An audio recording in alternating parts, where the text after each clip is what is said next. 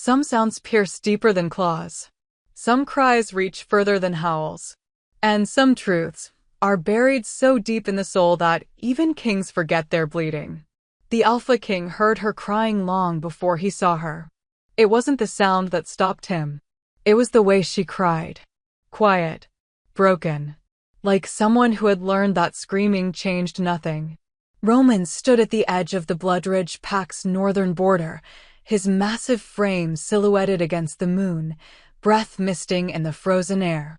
His wolf stirred beneath his skin, restless and suspicious. The beast didn't like the forbidden woods. No one did.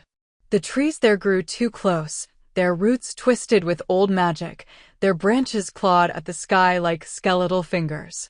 And yet the crying came from deep within them. Turn back, his rational mind urged. Omegas who cross the borders are usually guilty of something. Theft. Treason.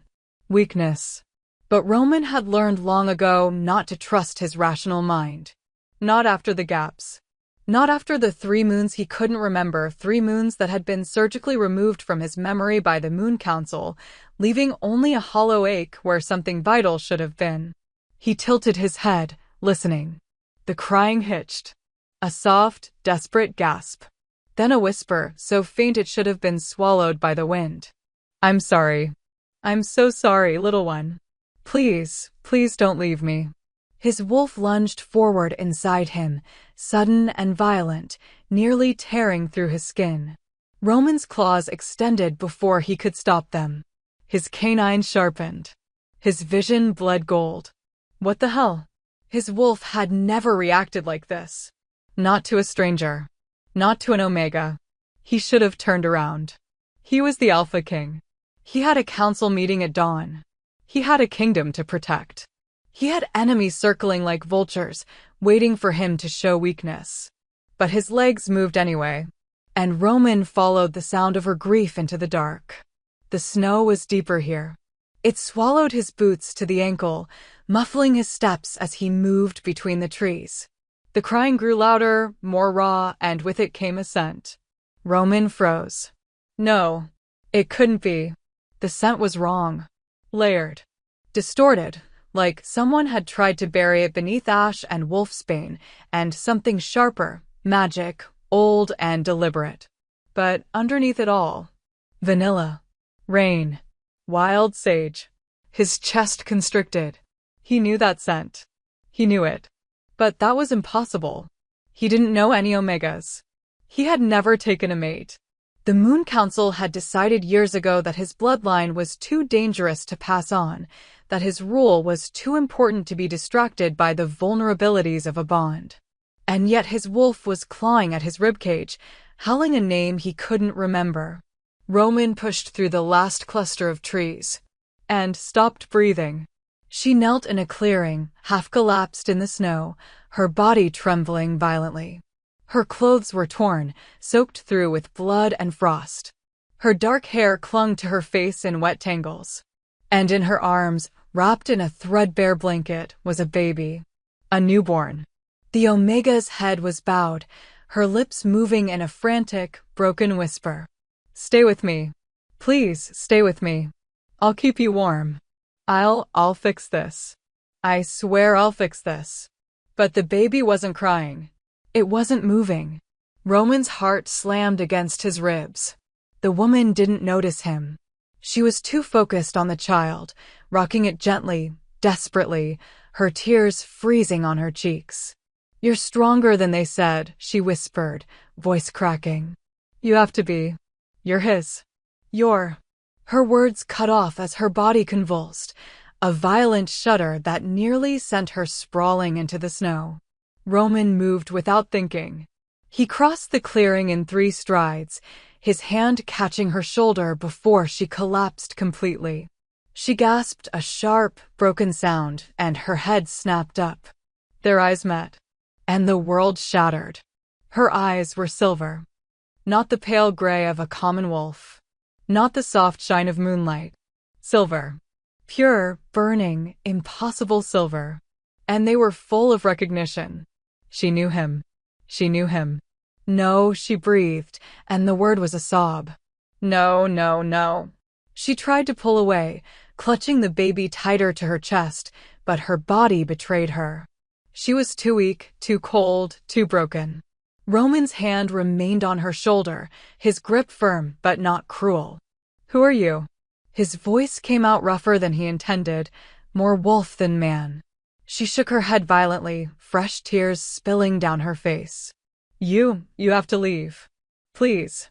Please, Roman, just go. His wolf roared. She'd said his name. Not Alpha King. Not Your Majesty. Roman. Like she'd said it 1,000 times before. Like it was the only name that mattered. How do you know my name? He demanded, his claws digging into her shoulder, not enough to hurt, but enough to anchor her. Who are you? It doesn't matter, she choked out, trembling harder now. You don't remember. You can't remember. If you do, if the bond. What bond? Her breath hitched. She looked at him with such raw, devastating pain that it felt like a blade between his ribs. The one they took from you, she whispered. Roman's blood turned to ice. What did you just say? She didn't answer.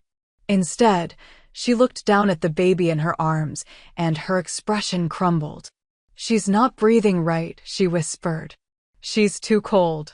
I tried to keep her warm, but Roman's gaze dropped to the infant.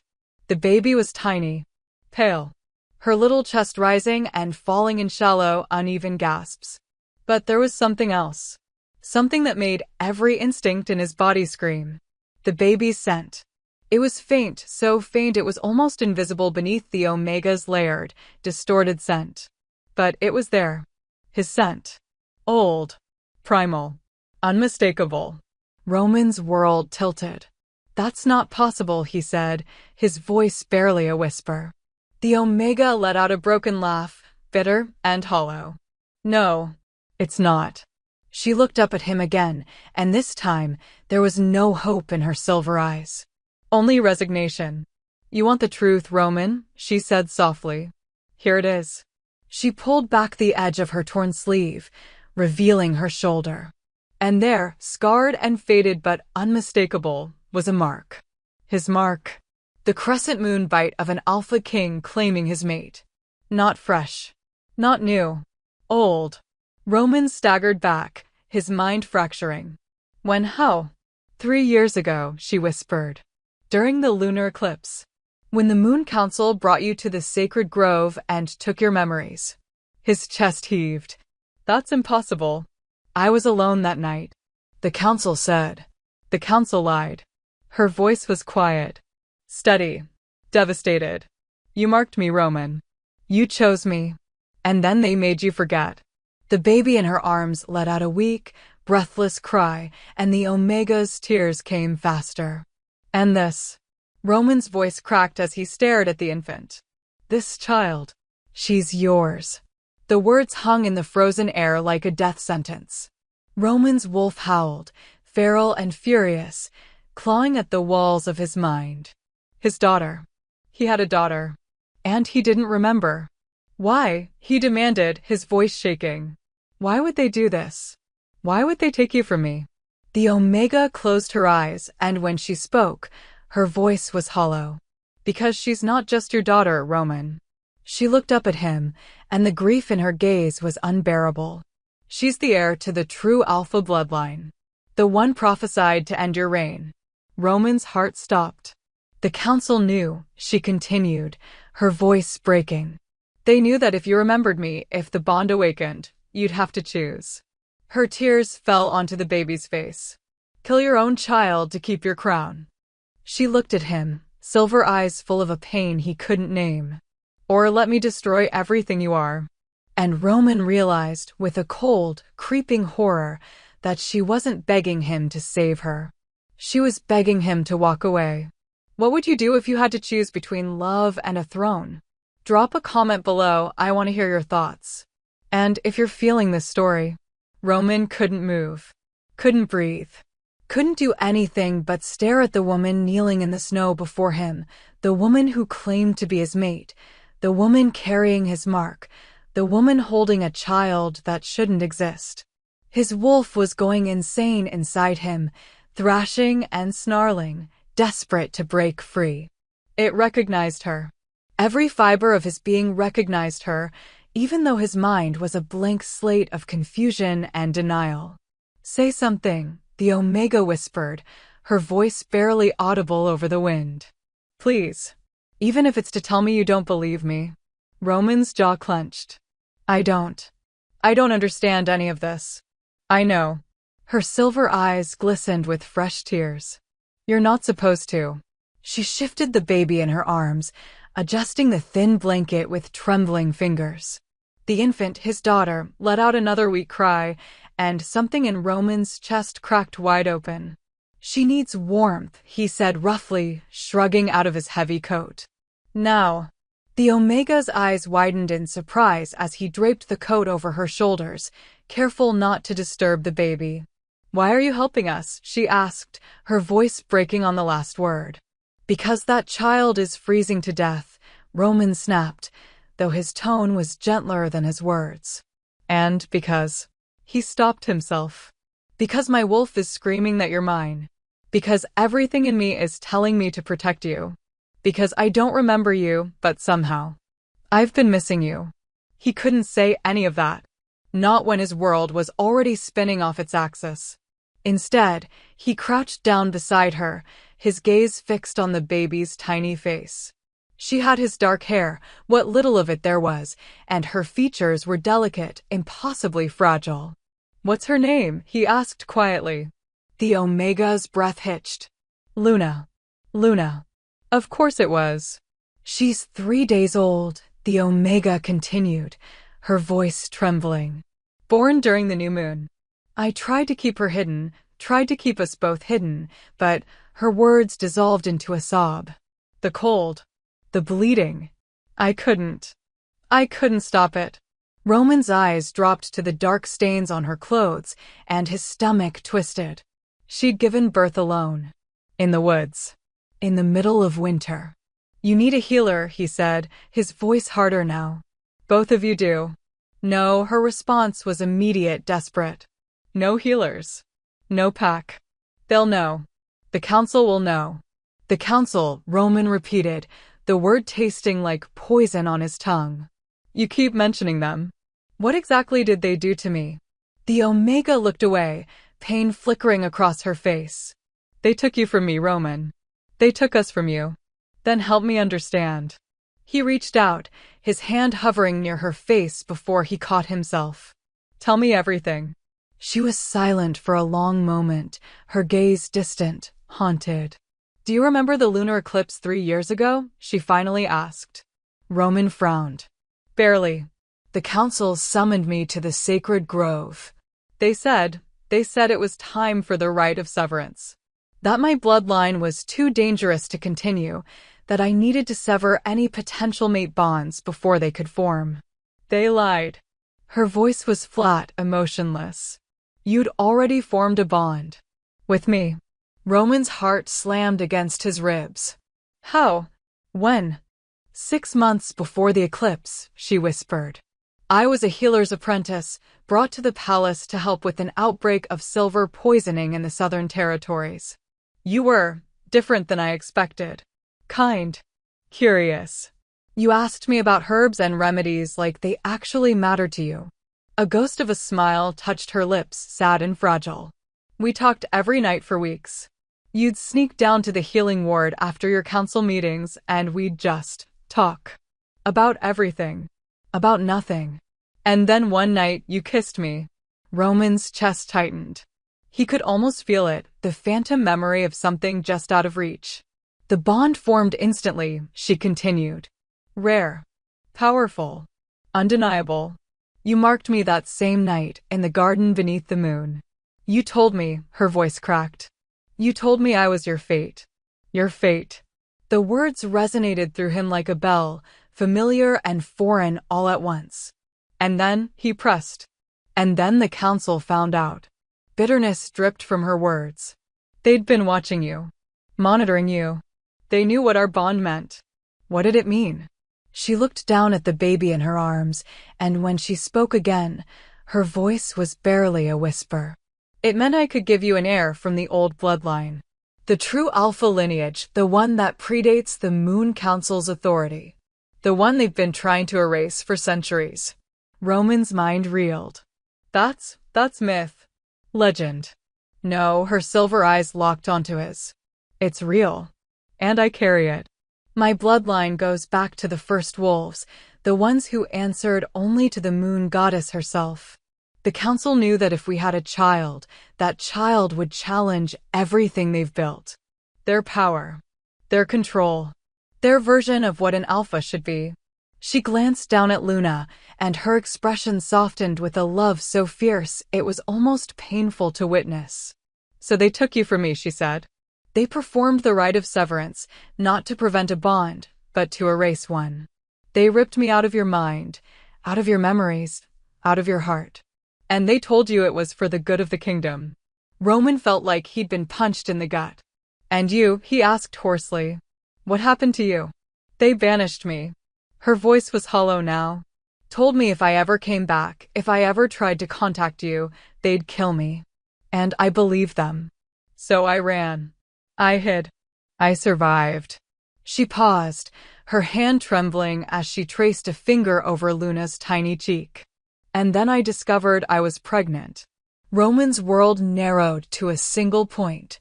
He had a mate. He had a daughter. And the people he'd trusted most in the world had stolen them both from him.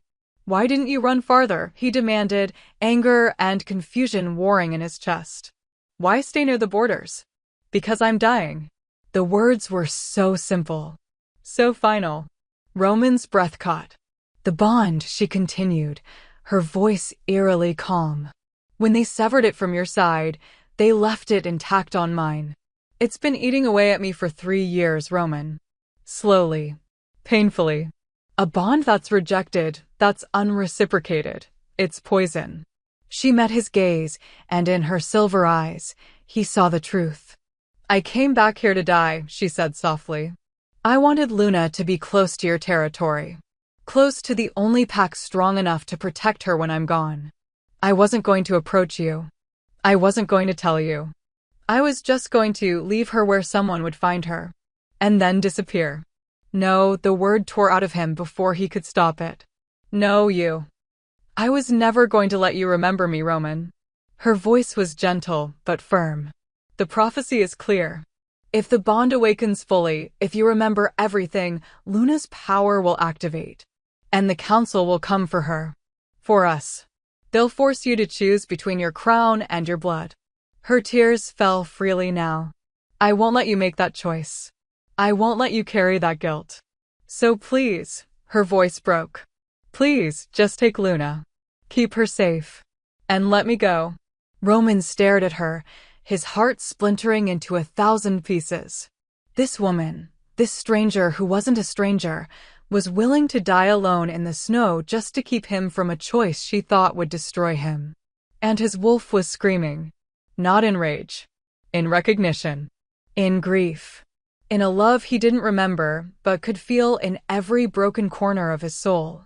No, Roman said again, his voice low and resolute. The Omega blinked at him, confusion flickering across her face. What? I said no. He stood, his jaw set, his golden eyes blazing. I'm not leaving you. I'm not taking Luna and walking away. And I'm sure as hell not letting you die in these woods. Roman. What's your name? He interrupted. She hesitated. Why does it matter? Because I need to know what to call you when I carry you out of here. Her breath caught. You can't. Watch me.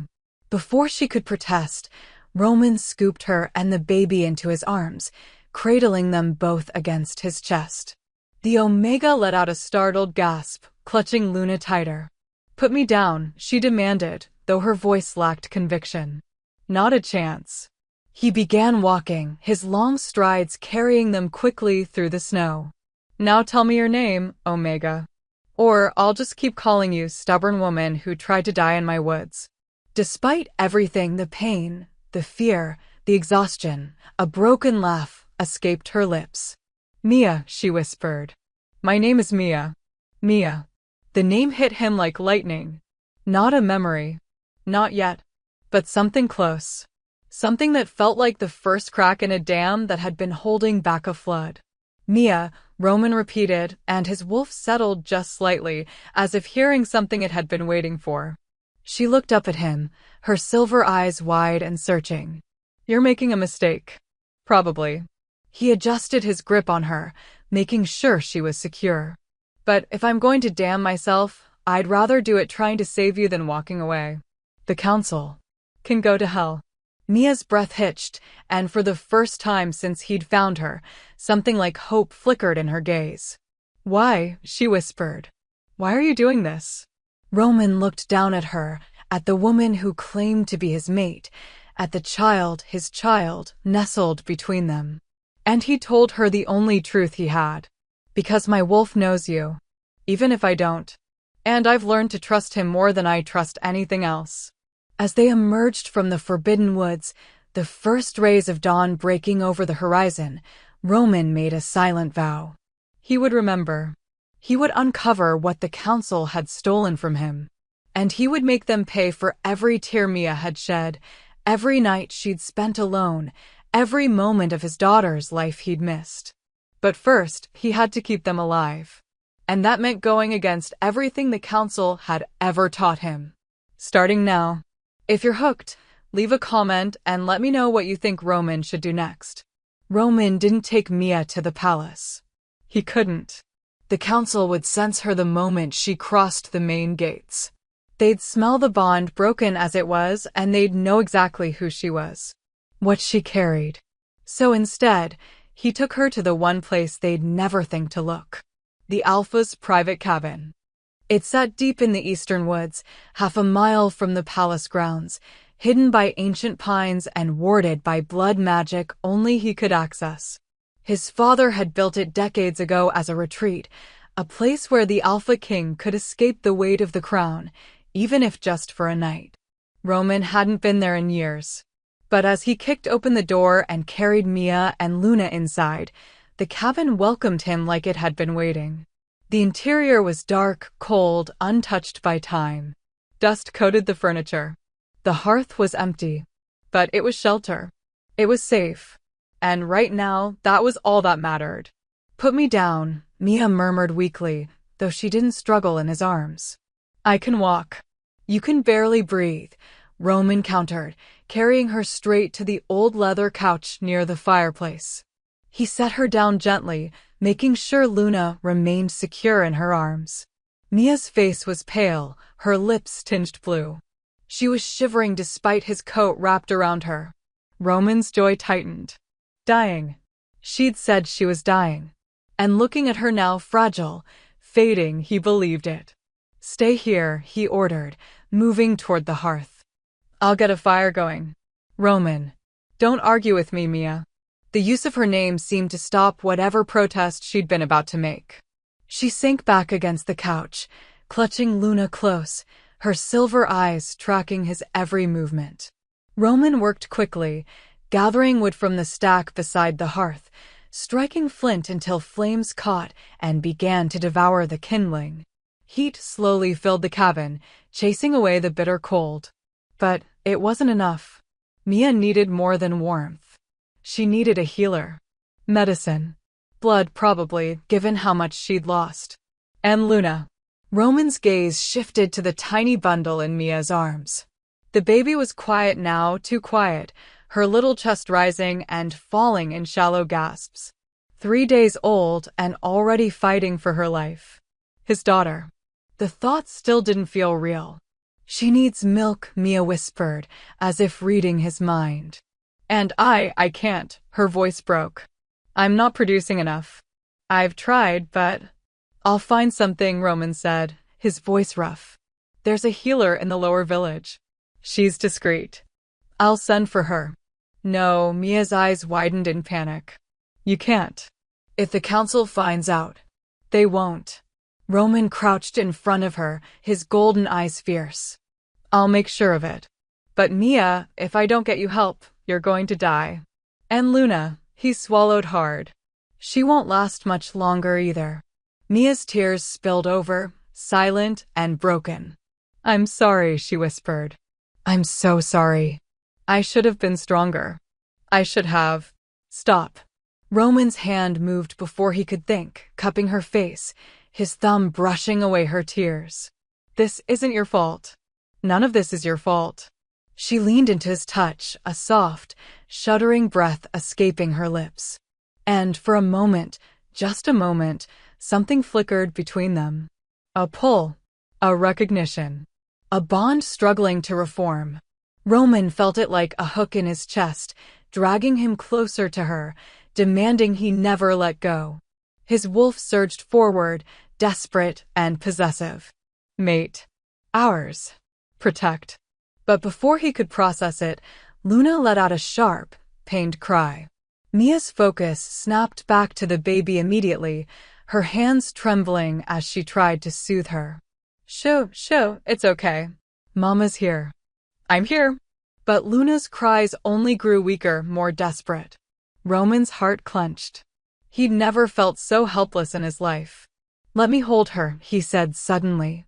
Mia's head snapped up. What?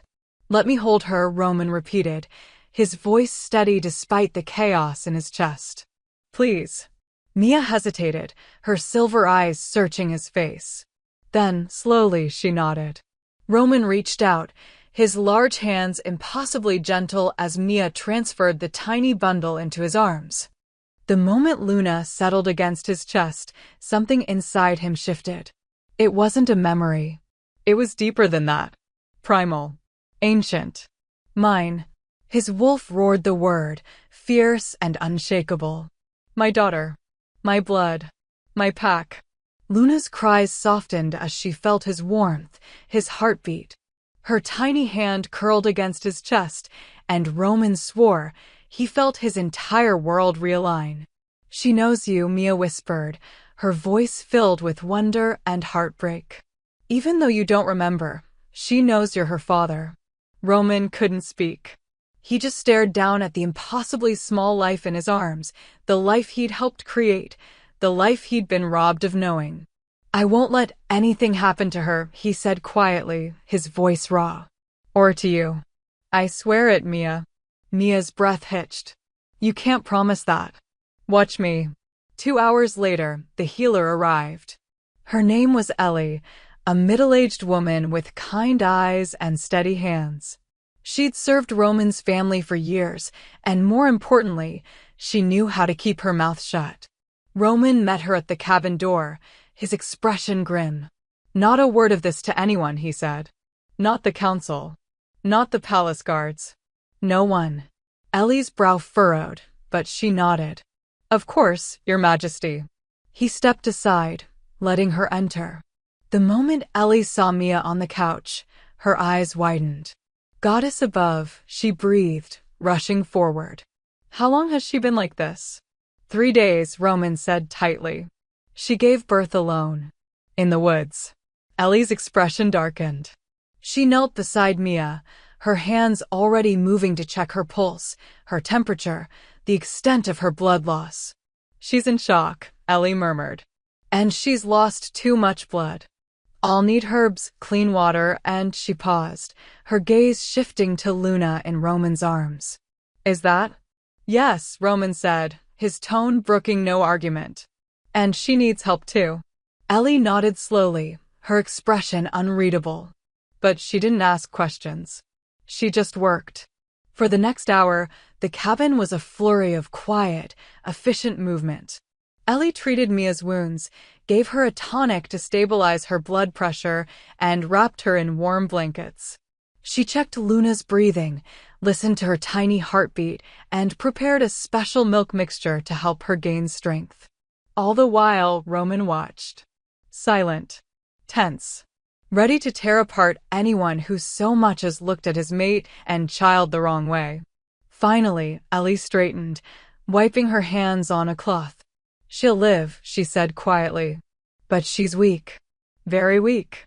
She needs rest, proper food, and time to heal. As for the baby, Ellie hesitated. She's struggling, Your Majesty. Her lungs aren't fully developed. She needs constant warmth, frequent feedings, and close monitoring. If she makes it through the next few days, She will, Roman said, his voice hard as steel. She will. Ellie nodded, though doubt flickered in her eyes. There's something else, she said carefully. The omega, her scent is strange. Layered. Like someone tried to mask it with magic. Roman's jaw clenched. They did. Ellie's eyes widened. Who would do such a thing? People who wanted her erased, Roman said coldly. People who wanted me to forget she ever existed. Understanding dawned on Ellie's face, followed quickly by horror. The council, she whispered. Roman said nothing. He didn't have to. Ellie swallowed hard. Your Majesty, if they find out she's here. They won't. Roman's golden eyes blazed. And if they do, they'll have to go through me first. Ellie held his gaze for a long moment, then nodded. I'll return tomorrow with more supplies, she said. And I'll keep this between us. You have my word. Thank you, Ellie. She packed her things quickly and slipped out into the night, leaving Roman alone with Mia and Luna once more. Mia was asleep. Or unconscious, Roman wasn't entirely sure. But her breathing was steadier now, her color slightly better.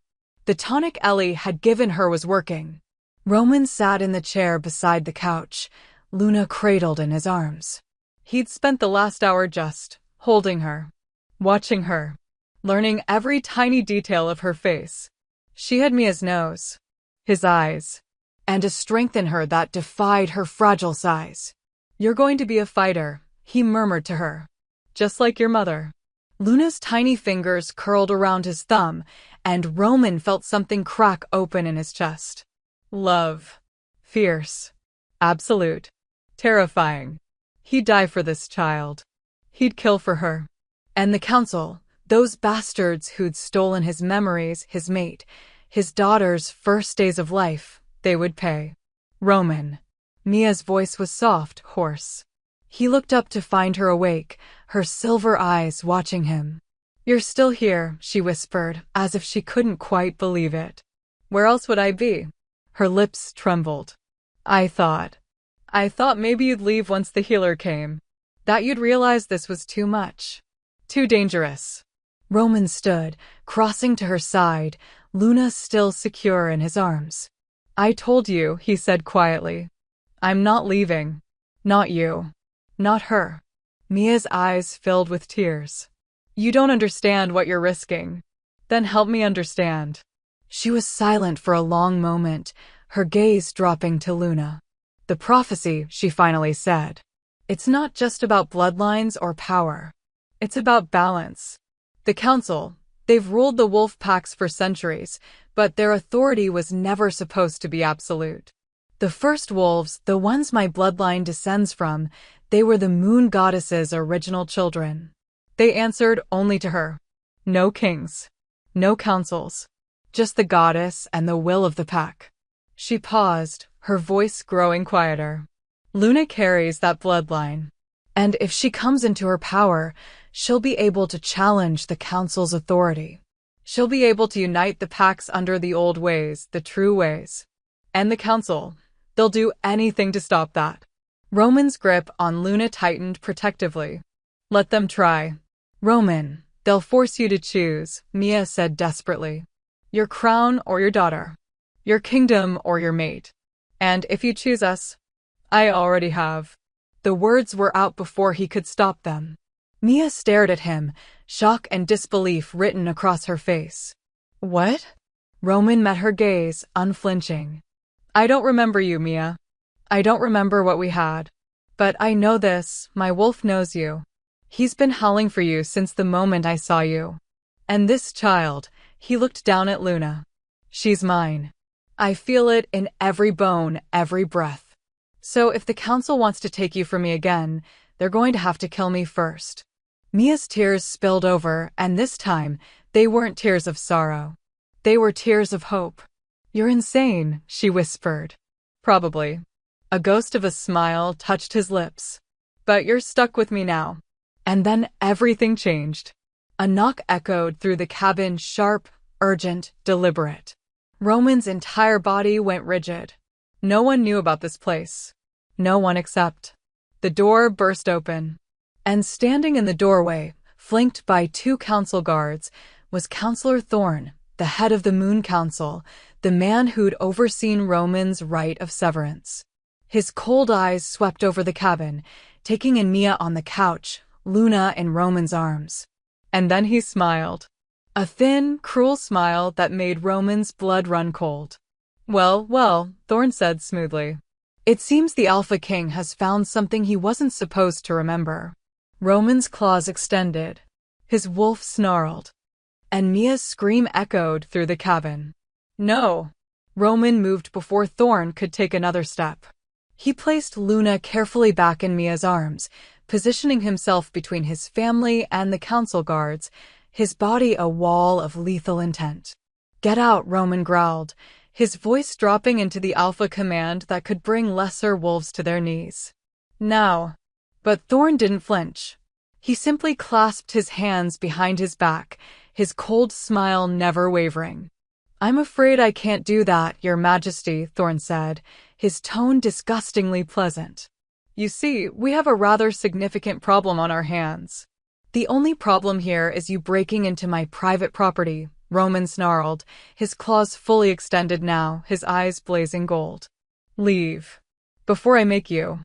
Thorn tilted his head, studying Roman like he was a fascinating specimen under glass. You don't remember, do you? He mused. Good. That means the memory wipe is still holding. Mostly. Behind Roman, Mia's breathing grew rapid, panicked.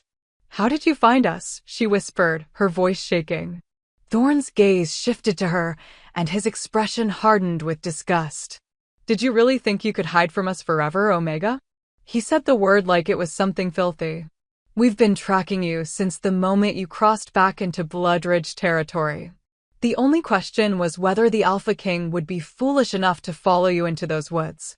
He looked back at Roman, disappointment clear in his eyes. And it seems he was. Roman's wolf was screaming at him to attack, to tear Thorn apart, to eliminate the threat standing between him and his mate. But Thorn had 2 guards with him, both armed with silver-tipped spears. And behind them, in the darkness beyond the cabin door, Roman could sense more wolves gathering. The council had come prepared. What do you want, Thorn? Roman demanded, forcing his voice into something resembling control. What I've always wanted, Your Majesty. To protect the kingdom. To maintain order. To ensure that prophecies remain where they belong in dusty old books, not standing in front of me holding a half-dead Omega and a child that should never have been born. Mia flinched at his words, clutching Luna tighter. Roman's entire body vibrated with barely restrained rage. Choose your next words very carefully, he said, his voice deadly quiet. Because I promise you, Counselor, if you threaten my daughter again, memory wipe or not, I will rip your throat out where you stand. A flicker of surprise crossed Thorn's face. Your daughter, he repeated slowly. So she told you then. Interesting. And yet you still don't remember her, do you? Don't remember the bond. The marking. The nights you spent promising her forever. Each word was a calculated strike, designed to hurt. And it was working. Roman could feel the gaps in his memory like open wounds, could feel the phantom ache of something vital that had been stolen from him. You had no right, Roman said, his voice shaking with fury. No right to take her from me. To take my memories. My choice. We had every right, Thorn countered, his voice sharp now. You are the Alpha King. Your bloodline, your choices, your mate, none of it belongs to you alone. It belongs to the kingdom. And the kingdom cannot survive what that child represents. His gaze dropped to Luna, and the hatred in his eyes made Roman's blood boil. The old bloodline was eliminated for a reason, Thorn continued. It was chaos. Anarchy. Wolves answering only to the moon goddess, with no respect for law, for order, for the structure that keeps us civilized. We built something better. Something stronger. And we will not let a half-breed abomination tear it all down. Call her that again, Roman said softly, dangerously. I dare you. Thorn's smile returned, cold and confident. You can't protect them, Roman. You know that. Even if you somehow manage to defy the council, to remember what we took from you, the moment that bond fully awakens, the prophecy will activate. And then you'll have to choose. Your crown or your blood. Your kingdom or your mate. He took a step forward. And we both know what choice a true king would make. Roman's mind raced. Thorn was right about one thing. He couldn't fight the entire council. Not here. Not now. Not with Mia and Luna so vulnerable. But he also couldn't let them take his family. He needed time. Time to figure out what the council had done to him. Time to unlock the memories they'd stolen. Time to find a way to protect Mia and Luna without losing everything else. And that meant playing along. For now. Roman forced his body to relax, forced his claws to retract, forced his expression into something resembling calm. "You're right," he said, the words tasting like ash. "I don't remember her. I don't remember any of it." Behind him, Mia made a small, wounded sound. Roman didn't turn around. He couldn't. Not without breaking.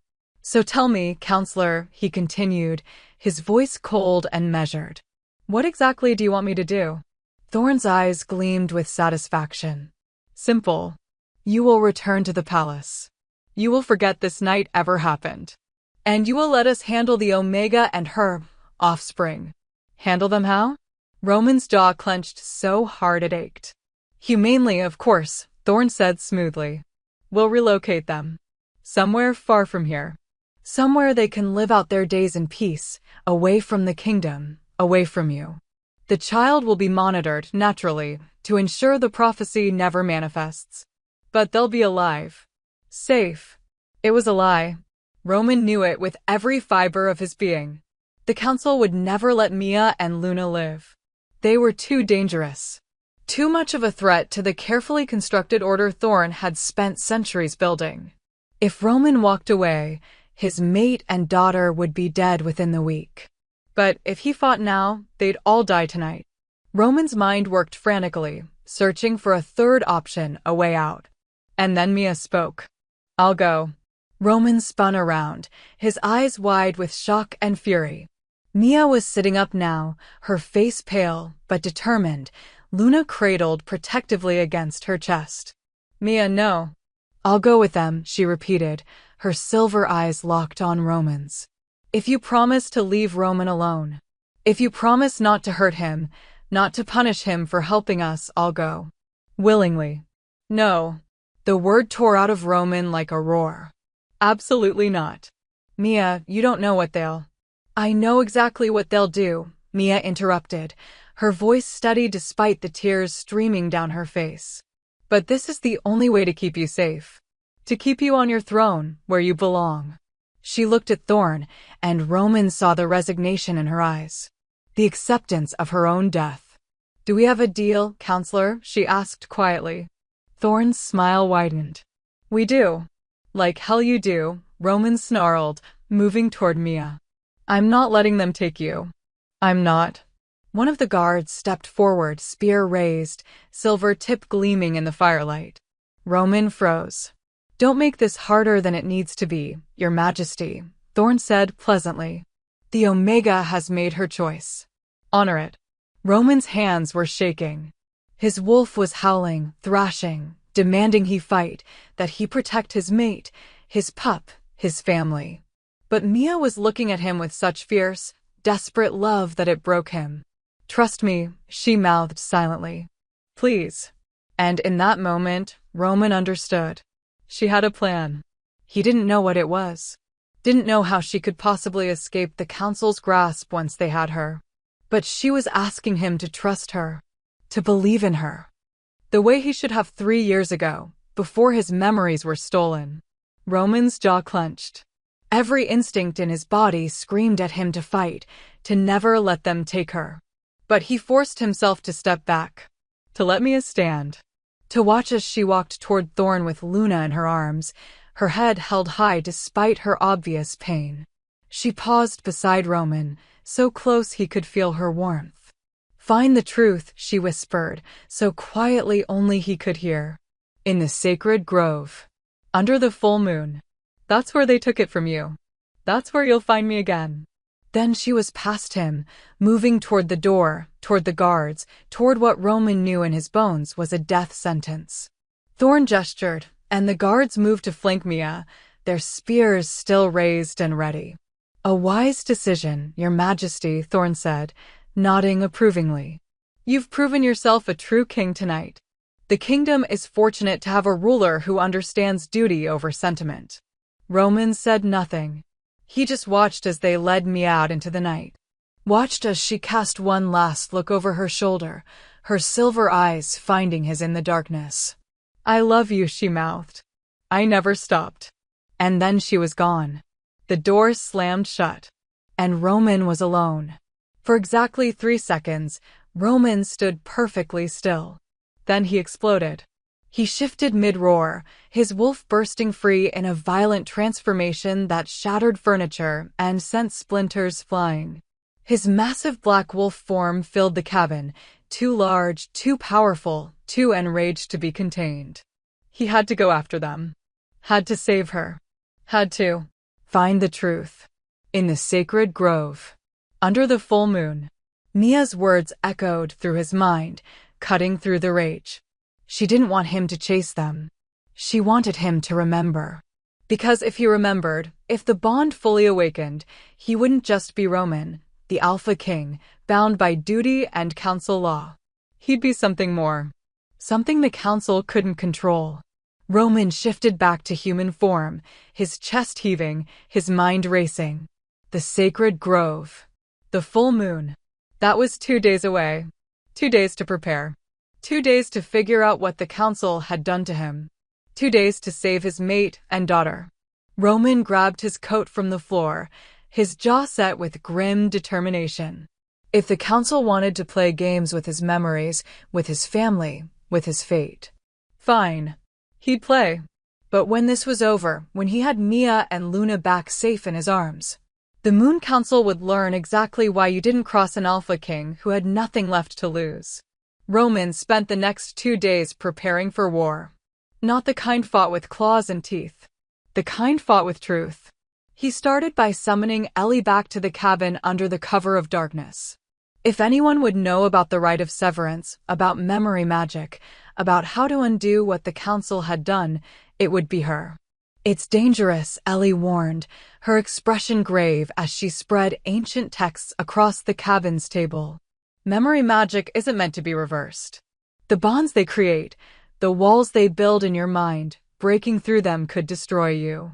Drive you mad. Or worse. I don't care, Roman said flatly. Tell me how to do it. Ellie studied him for a long moment, then sighed. There's a ritual, she said slowly. It requires returning to the place where the original magic was cast, in your case, the sacred grove.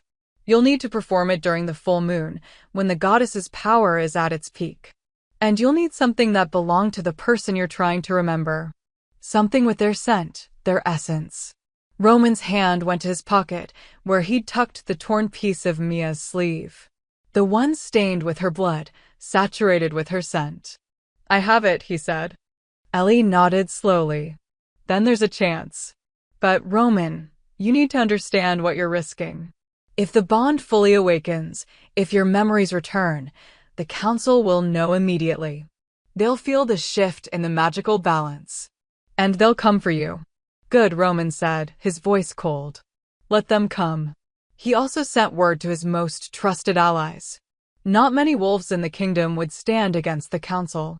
Their power was too absolute, their influence too vast. But Roman had spent years building relationships, earning loyalty through action rather than fear. And some of those wolves owed him their lives. Liam arrived first, Roman's head warrior, a massive gray wolf with scars earned from decades of battle. You're planning something stupid, aren't you? Liam said the moment he entered the cabin. Extremely stupid, Roman confirmed. Good. I was getting bored.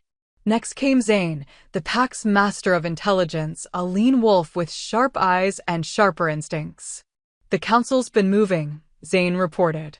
Quietly. They've doubled the guard around the council chambers. And they've eaten an emergency session for tomorrow night. Something's happening. I know what's happening, Roman said grimly. They're going to execute Mia and Luna before the full moon. Before I have a chance to remember. Zane's expression darkened. Then we move tonight. No, Roman shook his head. We move tomorrow. At the Grove. When I perform the ritual. Roman, that's the only way, Roman interrupted. If I try to rescue them now, the council will just relocate them. Hide them somewhere I can't reach. But if I break the memory spell, if the bond awakens, I'll be able to find them. No matter where they are. The mate bond worked like that, a connection that transcended distance, that pulled mates toward each other like gravity. If Roman could restore it, Mia would be a beacon he could follow anywhere. Liam crossed his arms. And if the ritual fails? If it kills you? Roman met his gaze steadily. Then you burn the council chambers to the ground and get my family out. By any means necessary. A slow smile spread across Liam's face. Now that's an order I can follow. The full moon rose like a silver eye watching over the kingdom. Roman stood at the edge of the sacred grove, his heart pounding, Mia's blood-stained sleeve clutched in his hand.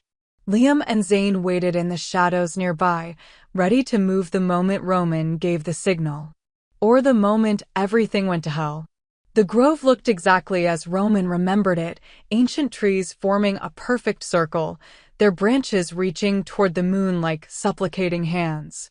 The ground was covered in soft moss that glowed faintly in the moonlight. And at the center of the grove was the altar. A flat stone surface carved with symbols Roman didn't recognize, slick with old magic that made his skin prickle. This was where the council had performed the rite of severance. This was where they'd ripped Mia from his soul. Roman stepped into the grove. The moment his foot crossed the threshold, the air changed. It became heavy, thick, oppressive. He could feel the magic here, centuries old, waiting, watching. Roman moved to the altar, placed Mia's sleeve on the stone surface, and closed his eyes. I don't know if you can hear me, goddess, he said quietly. I don't know if you care about kings and councils and prophecies. But if you ever loved your first wolves, if you ever cared about the bonds you created, then please help me remember. For a moment, nothing happened. Then the moonlight intensified. Blinding. Burning. Roman gasped as pain lanced through his skull, sharp and merciless. His knees hit the ground. And the memories came flooding back. He saw her, Mia, in the healing ward, laughing as she ground herbs, her silver eyes bright with intelligence and mischief. He saw himself approaching her, curious, captivated. He saw their first conversation, their second, their 20th. He saw the night he kissed her in the garden under a moon just like this one. He saw the bond snap into place, golden and unbreakable, binding their souls together. He saw himself marking her, claiming her, promising her forever. And then he saw the council arriving. Saw Thorne's cold smile as he tore Mia from Roman's arms. Saw the ritual that followed, the one that reached into Roman's mind and ripped away every memory of her, every moment of love, every promise made. And he saw Mia screaming as they dragged her away, begging Roman to remember, begging him not to forget. Roman came back to himself with a roar that shook the trees. The bond exploded to life inside him. Not broken, not severed, awakened. He could feel Mia now, her pain, her fear, her desperate determination to keep Luna safe. And he could feel exactly where she was. The council chambers. In the dungeons below. Waiting to die. Roman stood, his eyes blazing gold, his entire body thrumming with power. He remembered. He remembered everything. And the Moon Council was about to learn what it meant to steal from an Alpha King who loved. Liam. Zane, Roman called, his voice carrying through the grove like a command from the goddess herself. His warriors emerged from the shadows immediately. It's time, Roman said, and his smile was all teeth. Let's go get my family back. The council chambers stood like a monument to power. Carved from black stone and warded with centuries of protective magic, it was designed to be impenetrable. A fortress where the Moon Council could rule without fear, without challenge, without consequence. Tonight, it would burn. Roman moved through the shadows with Liam and Zane flanking him, 20 of his most loyal warriors spread out behind them. They'd entered through the old catacombs, tunnels his father had shown him years ago, back when Roman was still a prince learning the secrets of the kingdom. The council didn't know these passages existed. Their first mistake. Roman could feel Mia through the bond now, a bright, desperate flame somewhere below them, growing weaker by the hour. She was hurt, exhausted, terrified, but alive. Still alive. Hold on, he sent through the bond, not knowing if she could hear him, not caring. I'm coming. I remember. I remember everything.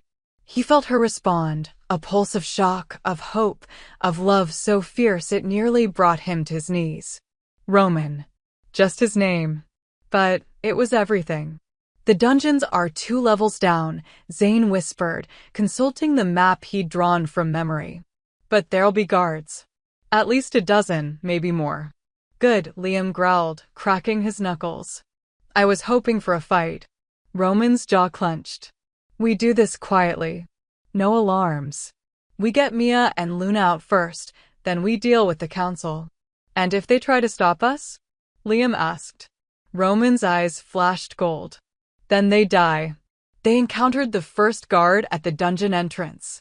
He was young, barely out of his training years, and he died before he could scream, Liam's hand over his mouth, Roman's claws through his heart. Quick. Efficient. Merciless. Roman felt nothing as the guard's body crumpled to the floor. He'd stopped feeling anything the moment Thorne took Mia from the cabin. Now there was only the mission. Get his mate. Get his daughter. Destroy anyone who stood in his way. They moved deeper into the dungeons, taking out guards silently, methodically. Roman's wolf was in control now, guiding his movements, sharpening his senses. And the bond was pulling him forward like a lifeline. Closer. She was so close.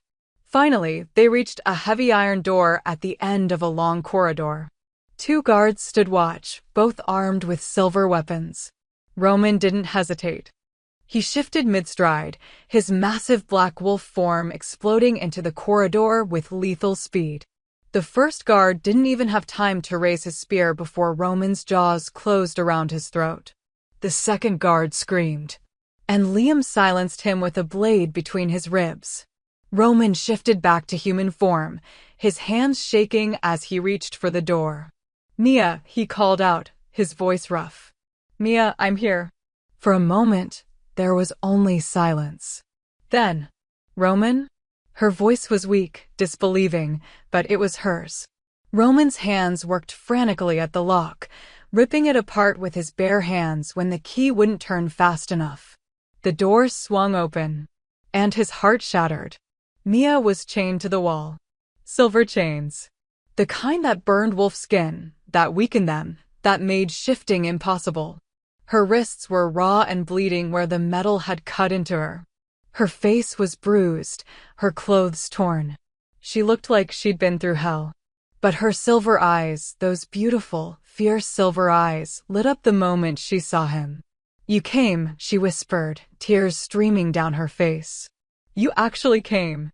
Always, Roman choked out, crossing the cell in 2 strides. His hands went to the chains immediately, but the moment he touched the silver, his skin sizzled and burned. He didn't care. He ripped the chains apart with his bare hands, the silver searing his palms, the smell of burning flesh filling the cell. Roman, stop, you're hurting yourself. I don't care, he growled, tearing through the last chain. Mia collapsed forward, and he caught her, pulling her against his chest, holding her like he'd never let go. I remember, he whispered into her hair, his voice breaking. Mia, I remember everything. The garden. The bond. The way you laughed when I brought you moonflowers because I didn't know which herbs you actually needed. I remember loving you. I remember choosing you. I remember it all. Mia sobbed against his chest, her hands clutching his shirt like he might disappear. I thought I'd lost you forever, she cried. I thought they'd taken you from me completely. Never, Roman swore fiercely. Never again. I'm so sorry, Mia. I'm so sorry I let them take you. I'm sorry I forgot. You didn't let them do anything, Mia interrupted, pulling back to look at him, her hands cupping his face. They stole you from me. They stole us from each other. But you found your way back. You fought for us. Roman kissed her then, hard and desperate and full of 3 years of longing. And the bond between them sang. Golden light exploded through the cell, bright and pure, as the mate bond fully awakened for the first time since the council had tried to sever it. Roman felt it snap into place like coming home. Mate. Mine. Forever. Mia gasped against his lips, her eyes going wide as she felt it too, the complete, unbreakable connection between them. I feel you, she whispered in wonder. I can feel everything. Your heart. Your soul. She stopped. Her face went pale. Where's Luna? She demanded suddenly, panic flooding her voice. Roman, where's our daughter? Roman's blood turned to ice. What do you mean? Isn't she? He looked around the cell. Empty. No baby. No Luna. They took her, Mia choked out, fresh tears streaming down her face. An hour ago. Thorn came himself.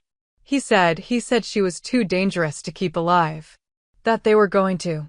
She couldn't finish. She didn't have to. Roman's entire world tilted. No. No, no, no. Where? He demanded, his voice deadly calm. Where did they take her, Mia? The ritual chamber, Mia whispered, horror in her eyes. At the top of the council tower. He said they were going to perform the rite of ending before midnight. Before the prophecy could. She didn't get to finish. Because at that moment, the dungeons exploded with sound. Alarms. Howls. The thunder of boots on stone. The council had discovered them. Liam burst into the cell, his face grim. We've got company, he said. A lot of it. Guards are flooding the dungeons. We need to move. Now. Roman's jaw clenched. Luna's in the ritual chamber. Top of the tower. Liam's expression darkened. That's on the other side of the compound. And there'll be dozens of guards between here and there. I don't care if there are hundreds, Roman snarled. My daughter is up there, and they're planning to kill her. We're getting her back. Roman, you can barely stand, Mia protested, looking at his burned hands, the exhaustion in his eyes. You used so much power breaking the memory spell, and now. I said I don't care. Roman's voice was absolute. He turned to Liam and Zane. Get me out. Take her through the catacombs to the safe house. I'll get Luna and meet you there. Absolutely not, Mia said immediately. I'm not leaving you. Mia. She's my daughter too, Mia interrupted, her silver eyes blazing with a mother's fury. I'm not hiding while you fight for her. We do this together. Or not at all. Roman stared at her, his mate, his fierce, stubborn, impossible mate, and felt his heart crack open all over again. Together, he agreed finally. Liam groaned. You're both insane. You know that, right? A ghost of a smile touched Roman's lips. Probably. They fought their way through the dungeons like wolves possessed. Roman led the charge, his claws slick with blood, his wolf in complete control. Mia stayed close behind him, using the fighting techniques he'd taught her in secret all those years ago, the ones she'd never forgotten even when he had. Liam and Zane covered their flanks, cutting down guards with brutal efficiency. But for every guard they killed, 2 more appeared. The council had mobilized the entire garrison. They weren't getting out of this without a war. The stairwell. Zane shouted, pointing to a spiral staircase at the end of the corridor. It leads straight to the tower. Roman didn't hesitate. He grabbed Mia's hand and ran. They burst into the stairwell with guards hot on their heels. The stairs were narrow, defensible. Liam and Zane could hold them while Roman and Mia climbed. Go! Liam roared, already shifting to his wolf form. We'll hold them here. Get your pup. Roman and Mia ran. Up and up and up, their legs burning, their lungs screaming. But the bond was pulling Roman forward. Not to Mia this time. To Luna. He could feel her now faint, so faint, but there. His daughter's tiny life force, flickering like a candle in the wind. Daddy's coming, he thought desperately. Hold on, little one. Daddy's coming. They burst through a door at the top of the stairs. And stopped dead. The ritual chamber was a circular room carved entirely from moonstone. It glowed with an eerie silver light, making everything look ghostly, unreal. And at the center of the room, on a raised altar, lay Luna. She was so tiny, so vulnerable. Surrounded by 5 council members in ceremonial robes, their hands raised toward the moon visible through the open ceiling.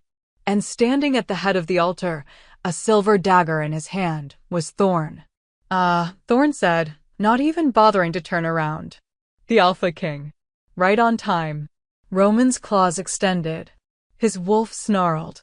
Step away from my daughter, he said, his voice quiet and deadly. Now. Thorn finally turned, and his expression was almost pitying. You still don't understand, do you? He said softly. This isn't about what I want, Roman. This is about what must be done. For the kingdom. For order. For the survival of everything we've built. You're talking about murdering a baby, Mia spat, her voice shaking with rage. I'm talking about preventing the end of civilization as we know it, Thorn countered. That child carries a power that predates us all. A power that will dismantle every law, every structure, every hierarchy that keeps our world from descending into chaos. If she lives, if she comes into her inheritance, then wolves will be free, Roman interrupted, stepping forward. Free to choose their own paths. Free to follow the goddess instead of corrupt councils. Free to live without tyrants like you controlling every aspect of their lives. Thorn's expression hardened. You call it freedom. I call it anarchy. I call it justice, Roman growled. Then you're a fool. Thorn raised the silver dagger higher. And I'm sorry, Roman. Truly. You were a good king. But you've chosen the wrong side of history. He turned back to Luna. And brought the dagger down. Roman moved. Faster than thought. Faster than breath. He shifted mid-leap, his massive wolf form colliding with Thorn's body just as the dagger descended. The blade scraped across Roman's shoulder instead of Luna's chest, a burning line of silver that made him howl in pain. But he didn't let go. His jaws closed around Thorn's arm, crushing bone, forcing the dagger to clatter to the floor. The other council members scattered, their ritual broken, their confidence shattered. Mia was already at the altar, scooping Luna into her arms, checking her for injuries. She's okay. Mia cried, relief flooding her voice. Roman, she's okay. But Roman barely heard her. Because beneath him, Thorn was laughing. Laughing even as blood poured from his mangled arm, even as Roman's teeth dug deeper into his flesh. You think you've won? Thorn gasped out. You think killing me changes anything? Roman shifted back to human form, his hand going to Thorn's throat. I think you're about to find out what happens when you threaten an Alpha King's family, Roman snarled. The prophecy, Thorn choked out, his eyes wild. It's already begun. The moment your bond awakened, the moment you remembered her, the clock started ticking. 7 days, Roman. In 7 days, your daughter will come into her power. And when she does, you'll have to choose. His smile was bloody manic. Kill her and keep your throne. Or let her live and watch your kingdom tear itself apart. That's the prophecy. That's what the goddess decreed centuries ago. There is no third option. There is no happy ending. There is only. Roman snapped his neck before he could finish. Thorn's body went limp. And the chamber fell silent. Mia was crying. Not from fear. Not from relief. From grief. Because she knew what Roman had just learned. What Thorn's final words meant. Roman turned to her slowly, blood dripping from his hands, his shoulder still burning from the silver wound. Tell me you was lying, Roman said, his voice hollow. Mia looked at him with such devastating sadness that he already knew the answer. The prophecy, she whispered. It's not just about Luna's bloodline. It's about balance. About sacrifice. The goddess, she never lets power exist without a price. She clutched Luna tighter to her chest. When Luna comes into her full power, when she awakens as the true Alpha, the kingdom's bond with you will break. The wolves will have to choose between following you or following her. Between the old ways and the new. And if they choose her, I lose everything, Roman finished, his voice cracking. My throne. My pack. My kingdom. Unless you stop the prophecy before it completes, Mia said quietly. Unless you. She couldn't say it. But Roman understood. Unless you kill your daughter. The choice Thorn had described. The choice the goddess had always intended. A king's crown or a father's love. Roman looked at Luna, tiny, perfect Luna, sleeping peacefully in Mia's arms, completely unaware that her existence was tearing apart everything her father had ever known. And he knew, with absolute certainty, what his choice would be. Then I lose everything, he said simply. Mia's breath hitched. Roman. I'm not killing our daughter, Mia. His voice was steady now. Resolved. I don't care what the prophecy says. I don't care what the goddess wants. I don't care if every wolf in this kingdom turns against me. Luna lives. That's not a choice. That's a fact. Tears streamed down Mia's face. You'd give up your crown? Your power? Everything you've worked for. Roman crossed to her, his hand cupping her face, his forehead resting against hers. I'd give up 1,000 crowns for you, he whispered. For her. For this. You're not just my mate, Mia. You're my choice. You've always been my choice. Even when I couldn't remember. Even when they stole you from me. My soul knew. My wolf knew. He kissed her softly. So let the kingdom fall. Let the prophecy come true. As long as I have you and Luna, I have everything that matters. Mia sobbed against him, her free hand clutching his shirt. I love you, she whispered. Goddess, Roman, I love you so much. I love you too. He pulled back, looking at Luna. Both of you. And for one perfect moment, standing in the ruins of the council chamber, surrounded by blood and death and prophecy. They were just a family. But outside the chamber, the kingdom was beginning to burn. Because the wolves had felt it. The moment the bond between Roman and his pack had started to fracture. The moment Luna's power had begun to wake. The moment everything changed. And in 7 days, the choice Roman had just made would either save them all. Or destroy everything he'd ever known. The safe house wasn't safe anymore. Roman knew it the moment they arrived, when the door swung open too easily, when the silence felt too heavy, when his wolf's hackles rose in warning. Someone had been there.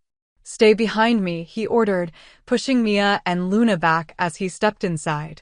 The interior was untouched. Nothing broken. Nothing stolen. But on the table in the center of the room sat a single envelope, sealed with the Moon Council's crust. Roman's blood ran cold. Mia saw it too. They know where we are.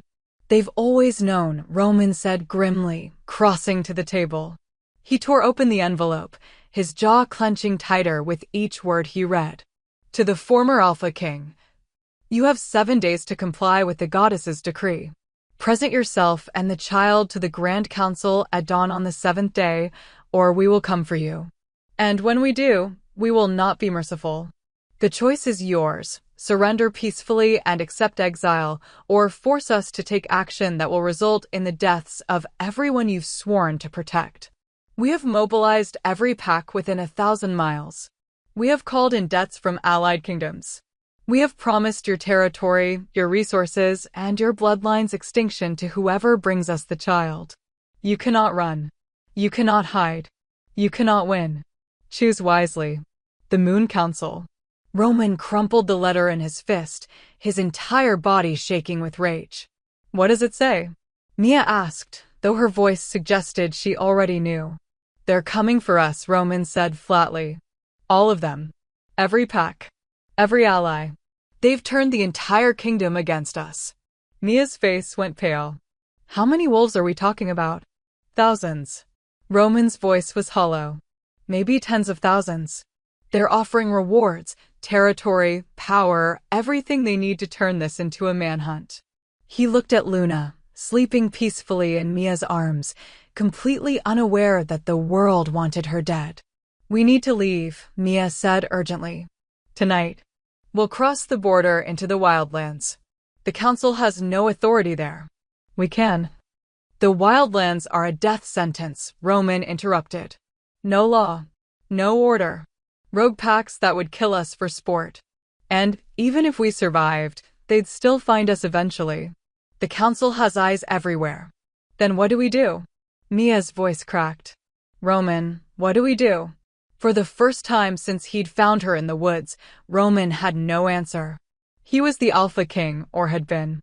He'd commanded armies, negotiated treaties, faced down enemies without flinching. But now? Now he was just a father trying to protect his daughter from a prophecy that demanded her death or his downfall. And he was losing. They stayed in the safe house that night, knowing it was only a matter of time before the council's forces arrived. Roman stood guard at the window, his eyes scanning the darkness, his wolf on high alert. Behind him, Mia sat on the bed with Luna, humming a soft lullaby. The sound was heartbreaking in its tenderness, a mother trying to give her child peace in a world that wanted to destroy her. I can feel them, Mia said quietly, not stopping her humming.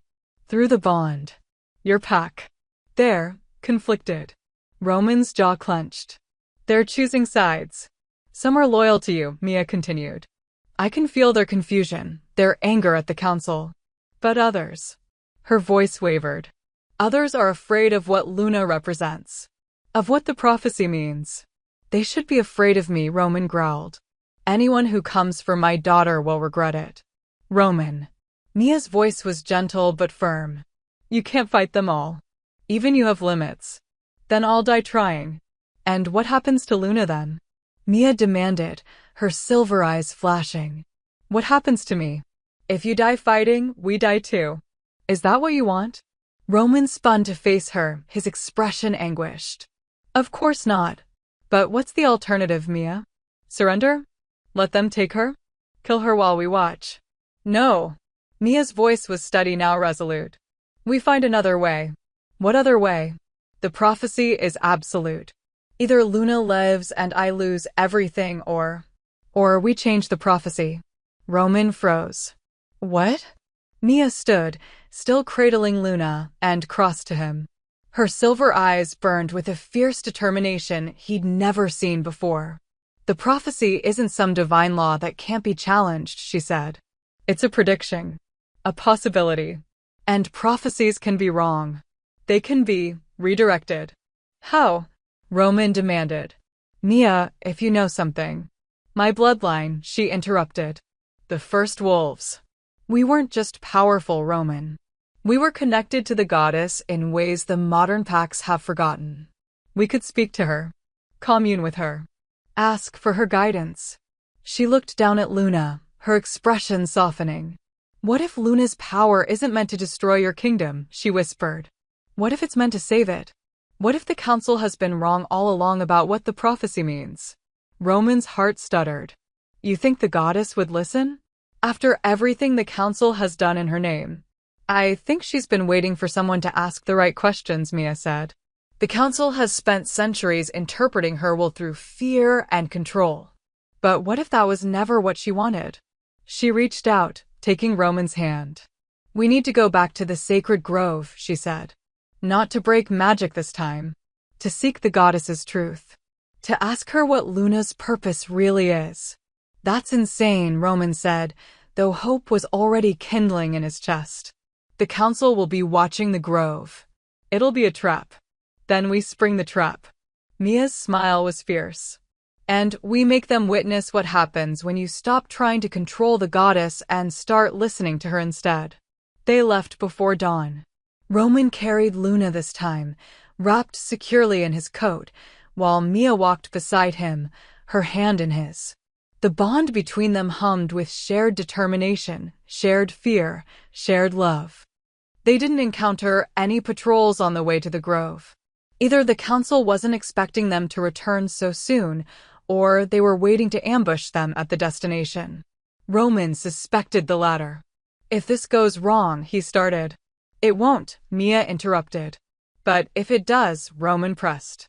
"If the council attacks before we can reach the goddess, I need you to run. Take Luna and—" "No."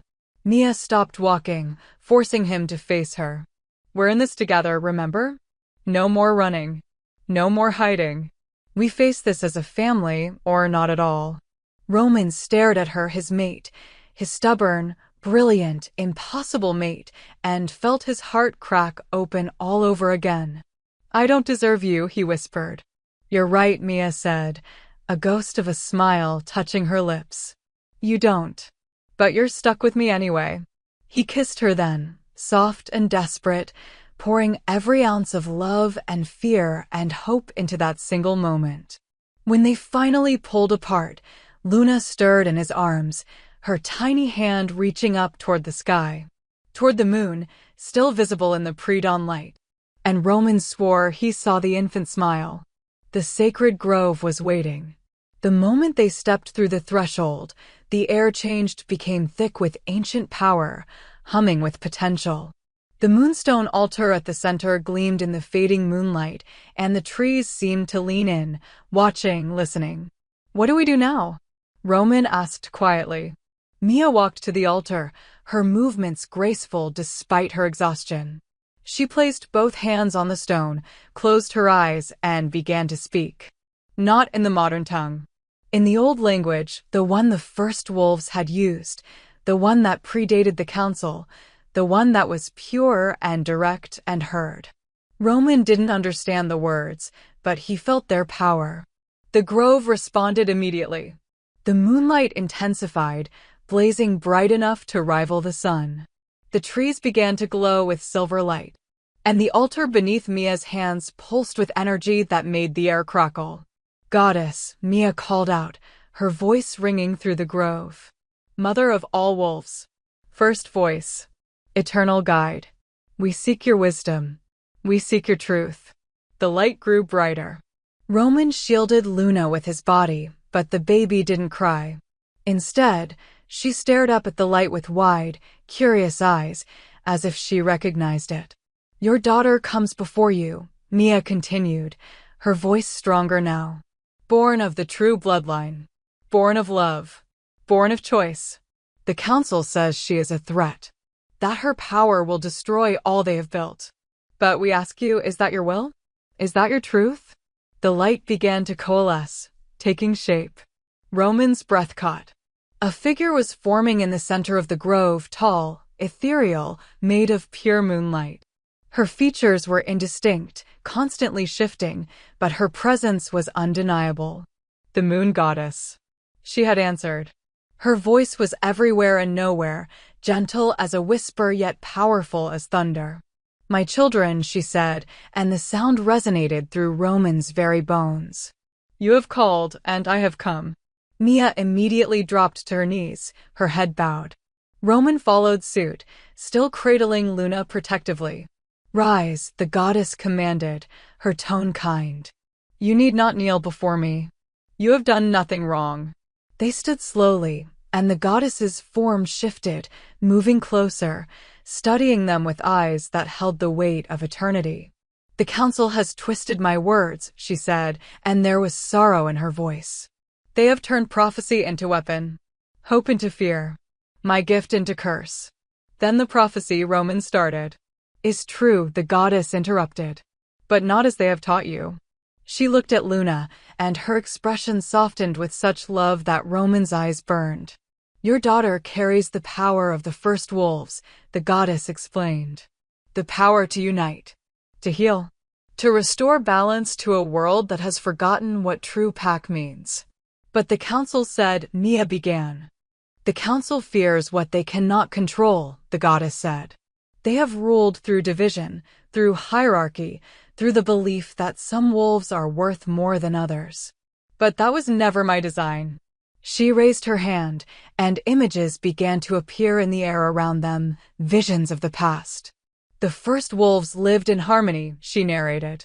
Alpha, Beta, Omega, all were equal, all were valued. Leadership was earned through wisdom and compassion, not birthright or force. There were no councils, no rigid hierarchies, only packs that followed the moon, that honored each other, that thrived through unity. The images shifted, showing the rise of the council, the slow erosion of the old ways, the growing divide between ranks. But over time, some wolves decided they deserved more power. The goddess continued, her voice heavy with disappointment. They created structures, rules, laws that elevated some and subjugated others. They claimed to speak for me, but they spoke only for themselves. She looked back at Luna. Your daughter's power threatens that structure, she said. Because when she comes into her full inheritance, every wolf will remember what they have lost. They will remember that omegas are not weak, that alphas are not infallible, that true strength comes from unity, not domination. Roman's mind reeled. So the prophecy, it's not about Luna destroying my kingdom? It is about her transforming it, the goddess corrected. Tearing down false structures and rebuilding on foundations of truth. Yes, you will lose your crown, the one the council gave you, the one built on their corrupted ideals. But you will gain something far greater. What? Roman asked, his voice barely a whisper. The goddess smiled, and it was radiant. A true kingdom. One where wolves choose their leaders not because of bloodline, but because of character. Where omegas are protected and cherished, not dismissed and controlled. Where power is shared, not hoarded. She gestured to Roman, Mia, and Luna. You three will be the first. The example. The family that shows all wolves what pack truly means. Mia's tears fell freely now. But how? The council has turned everyone against us. How do we stand against an entire kingdom? You do not stand against them, the goddess said gently. You stand with those who still remember my true teachings. There are more than you think, wolves who are tired of the council's cruelty, who yearn for the old ways. They have been waiting for a sign. For hope. She placed her ethereal hand over Luna's tiny head, and the baby glowed with soft silver light. Luna will be that hope, the goddess declared. In 7 days, when she comes into her power, she will awaken something dormant in every wolf in this kingdom, the memory of what we once were. And they will have to choose, continue living under the council's lies, or embrace the truth and rebuild. And those who choose the council? Roman asked quietly. The goddess's expression grew solemn. They will fight. They will rage. They will try to destroy what they cannot understand. But they will not win. Because truth, once awakened, cannot be silenced. She began to fade, her form dissolving back into pure moonlight. Trust in each other, she said, her voice growing distant. Trust in your pack. And trust in my daughter, your daughter. She is stronger than they know. Stronger than even you know. The light flared one final time. And Roman, the goddess added, her voice barely audible now. You are not losing your kingdom. You are gaining your destiny. Then she was gone. The grove fell silent. Roman and Mia stood frozen, processing everything they'd just witnessed, everything they'd just learned. She's real, Mia whispered, tears streaming down her face. The goddess is real, and she's on our side. Not just on our side, Roman said, looking down at Luna with new understanding. She's counting on us. On Luna. He felt the weight of that responsibility settle over him, not crushing, but grounding. Purpose-giving. His daughter wasn't a threat. She was a revolution. And he would protect her with everything he had. We need to spread the word, Mia said suddenly, her mind already working. Find the wolves who still believe in the old ways. Unite them before the 7 days are up. The council won't let us, Roman pointed out. They'll hunt us down the moment we try to gather support. Then we don't gather it openly. A fierce light entered Mia's eyes. We go underground. We use the old networks, the ones the first wolf bloodlines have kept alive in secret for centuries. The healers, the seers, the outcasts, and the forgotten. Roman's wolf stirred with approval. You're talking about starting a resistance. I'm talking about starting a restoration, Mia corrected. Giving wolves back what the council stole from them. She looked at him, her silver eyes blazing. Are you with me? Roman didn't hesitate. Always. But as they left the grove, Roman's brief moment of hope shattered. Because waiting for them at the edge of the tree line were 50 council guards. And standing at their head, his expression cold and triumphant, was Counselor Kane, Thorne's second-in-command and now, apparently, the council's new leader. Well, Kane said, his voice dripping with false pleasantness. How kind of you to make this easy for us. Roman immediately pushed Mia behind him, his claws extending. You're too late, he growled. We've spoken to the goddess. We know the truth about the prophecy. Kane laughed, a harsh, bitter sound. The truth, he repeated mockingly. You mean the lies a desperate Omega whispered to a broken king in a sacred grove? How touching. It wasn't a lie, Mia said fiercely. The goddess appeared to us. She told us. She told you fairy tales, Kane interrupted. The same fairy tales the first wolves used to justify their chaos and disorder. But we've evolved past such nonsense. We've built something better. Something civilized. He gestured to the guards surrounding them. And we're not going to let a half-breed child tear it all down. Roman's wolf surged forward, barely contained. You'll have to go through me first, he snarled. Oh, we will, Kane said pleasantly. But not here. You see, the council has decided that public executions send a much stronger message than quiet disappearances. Roman's blood turned to ice. We're going to make an example of you, Kane continued. Of all of you. At dawn on the 7th day, in the grand arena, before every wolf in the kingdom, you will be given one final chance to renounce the child and accept exile. And when you refuse, his smile was cruel. We will execute her in front of you. And then we will execute you for treason. No, Mia screamed, clutching Luna tighter. Take them, Kane ordered. The guards moved forward. Roman fought, goddess, how he fought. His claws tore through flesh. His teeth ripped through armor. His wolf was a whirlwind of rage and desperation. But there were too many. Silver chains wrapped around his wrists, burning his skin. Silver collars locked around his throat, choking his wolf into submission. He was forced to his knees, his body screaming in agony. And he could only watch in horror as they ripped Luna from Mia's arms. Mia's scream shattered the night. She fought like a wildcat, clawing and biting and refusing to let go. But she was weak. Still healing from childbirth, still recovering from years of the severed bond eating away at her. They restrained her easily, silver chains binding her wrists, her ankles, her throat. And then they dragged all three of them, Roman, Mia, and Luna, away from the grove. Away from hope. Toward what looked like the end of everything. The dungeons beneath the grand arena were darker than the ones in the council chambers. Colder. More hopeless. Roman and Mia were thrown into the same cell, a small mercy in an ocean of cruelty.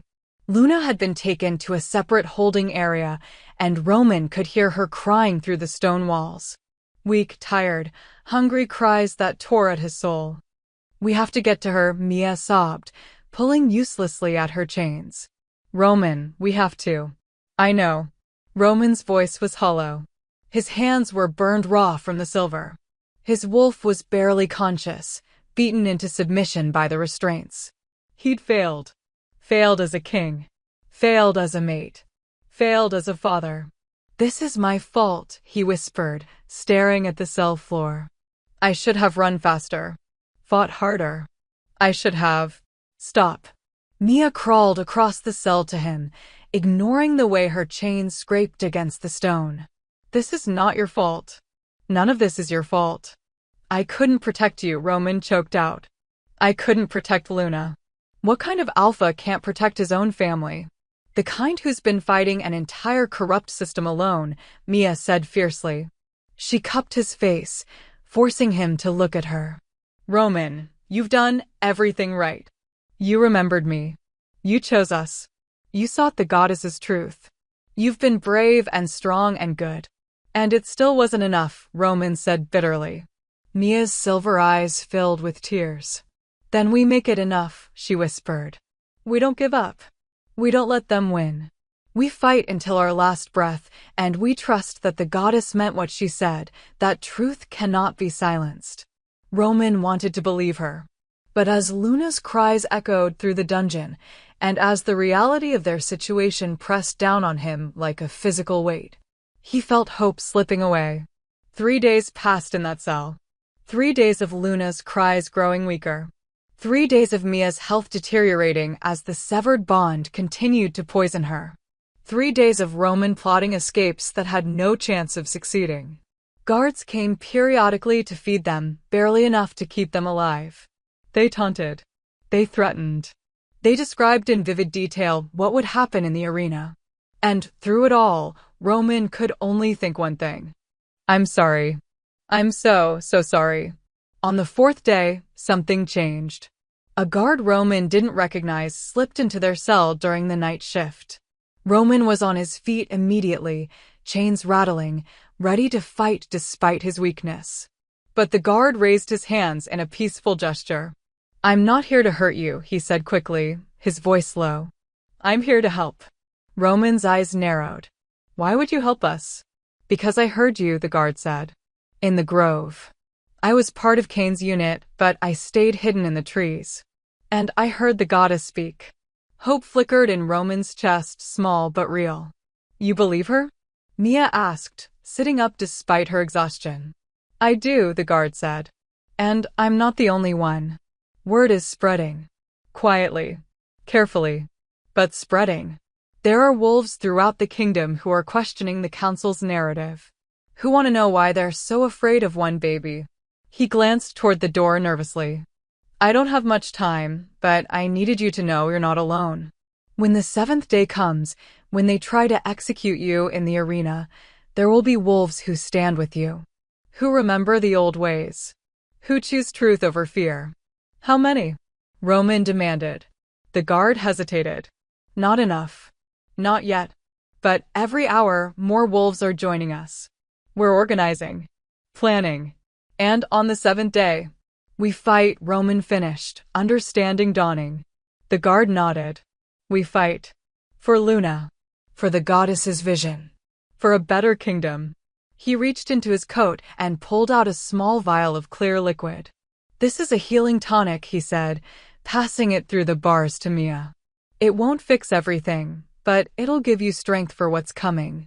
Mia took it with shaking hands. Thank you. Thank me by surviving, the guard said. He looked at Roman. The goddess chose you for a reason, Alpha. Don't let the council make you forget that. Then he was gone, disappearing into the shadows as quickly as he'd appeared. Roman turned to Mia, and for the first time in days, he saw something other than despair in her eyes. He saw hope. We're not done yet, Mia whispered. Roman pulled her close, as much as the chains would allow. No, he agreed, his voice stronger now. We're not. The 7th day dawned cold and clear. Roman woke to the sound of guards unlocking their cell, dragging them out into the corridor. They were marched through the dungeons, up stone stairs, through massive corridors that echoed with the sounds of thousands of wolves gathering in the grand arena above.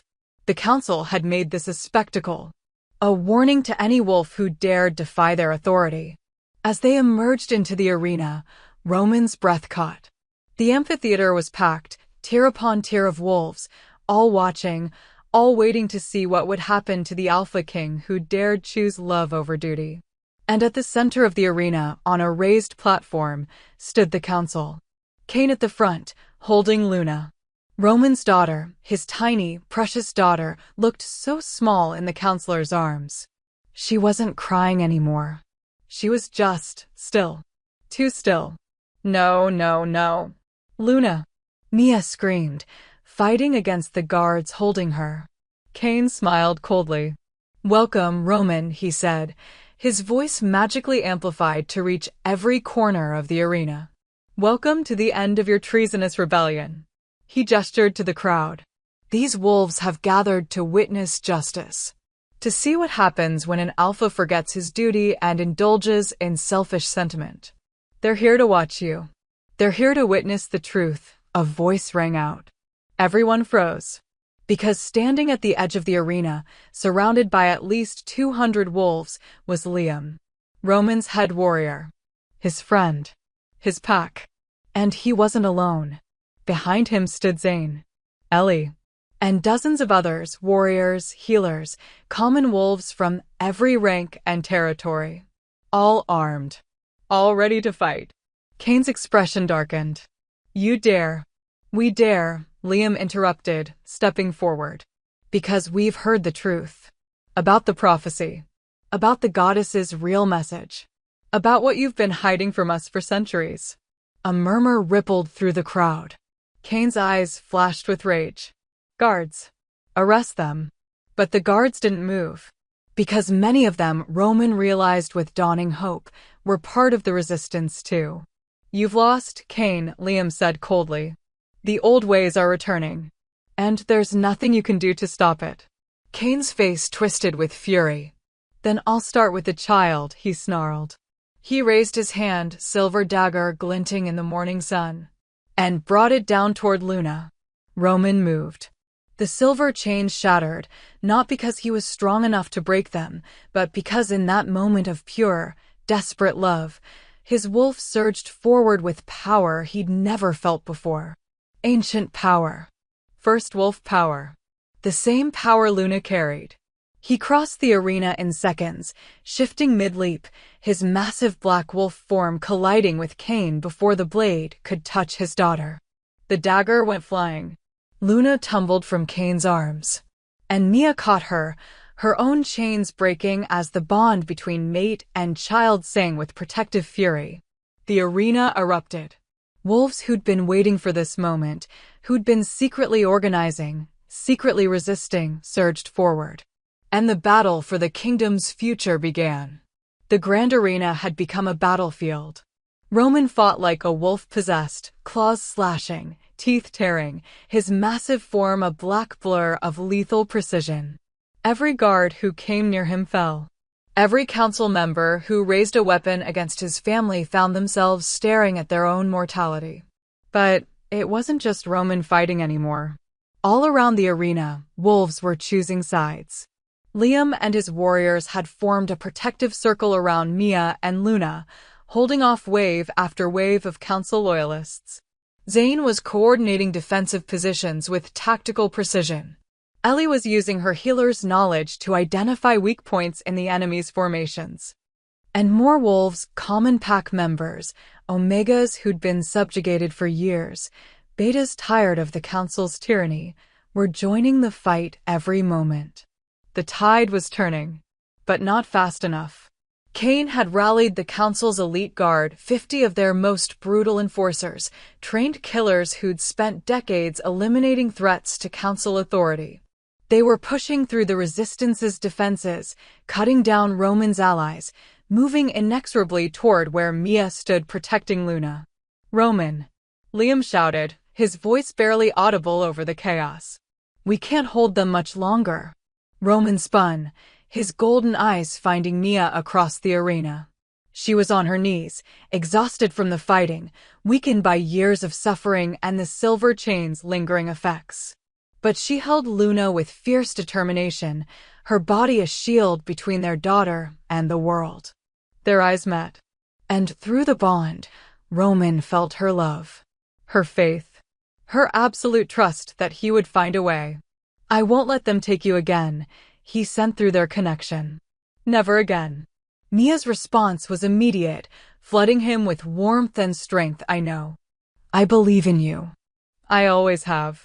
That belief, that unshakable faith, ignited something deep in Roman's soul.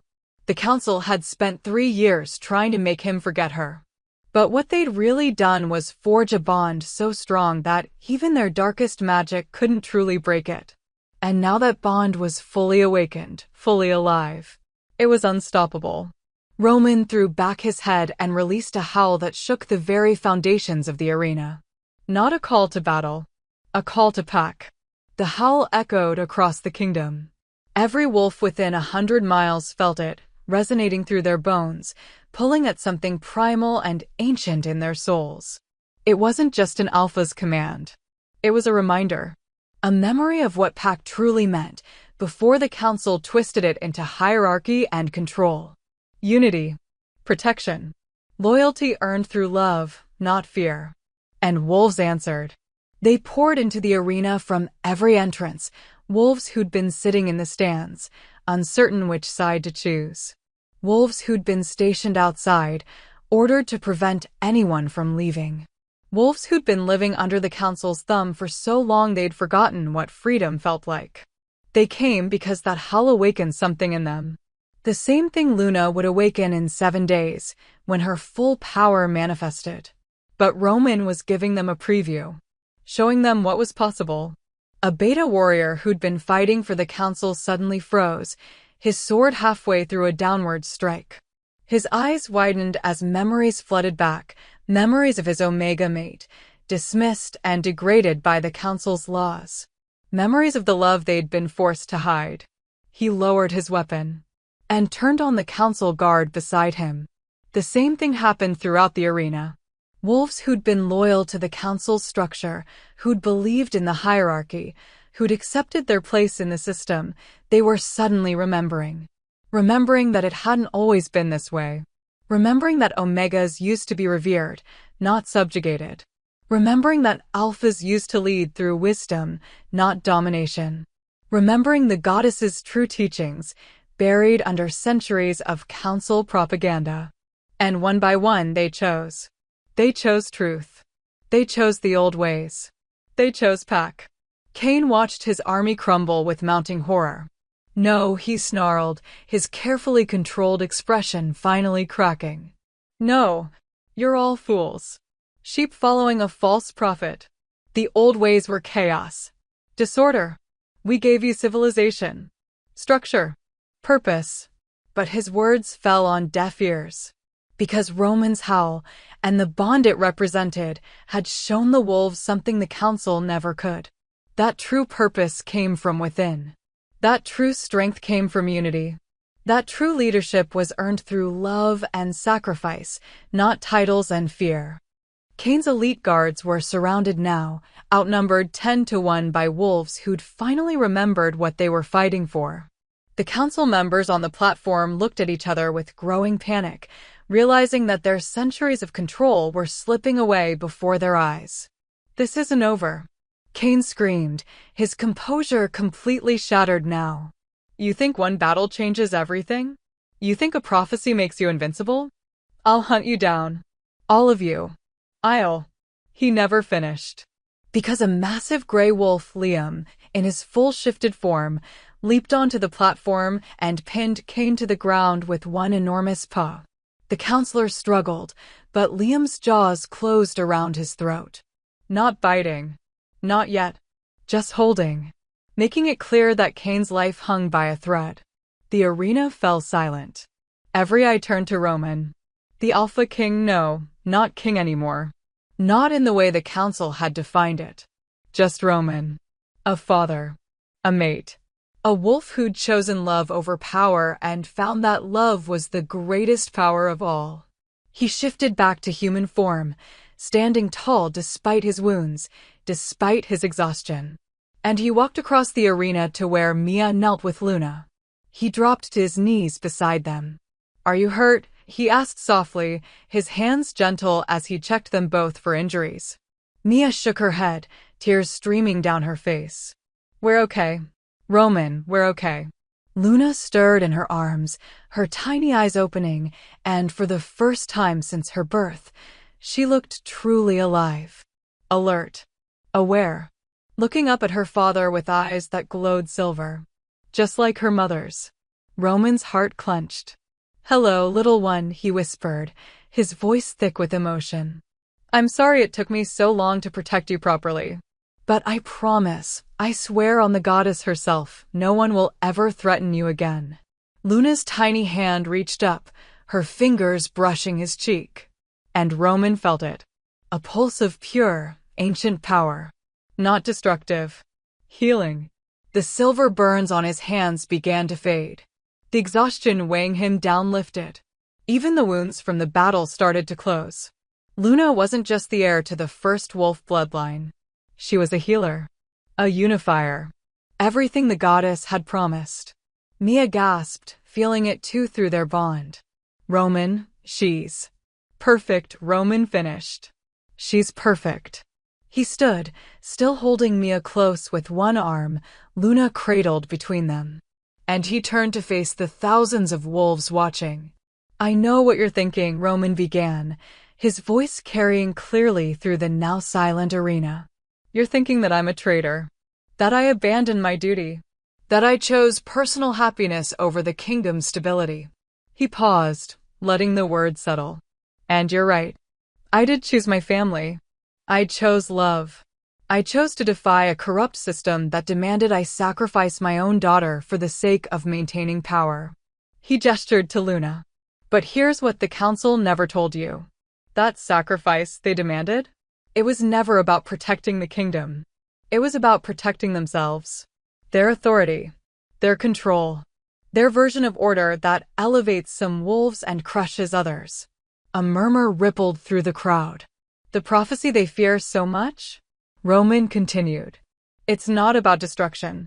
It's about restoration. My daughter, Luna, carries the bloodline of the first wolves. The ones who lived in harmony with the goddess.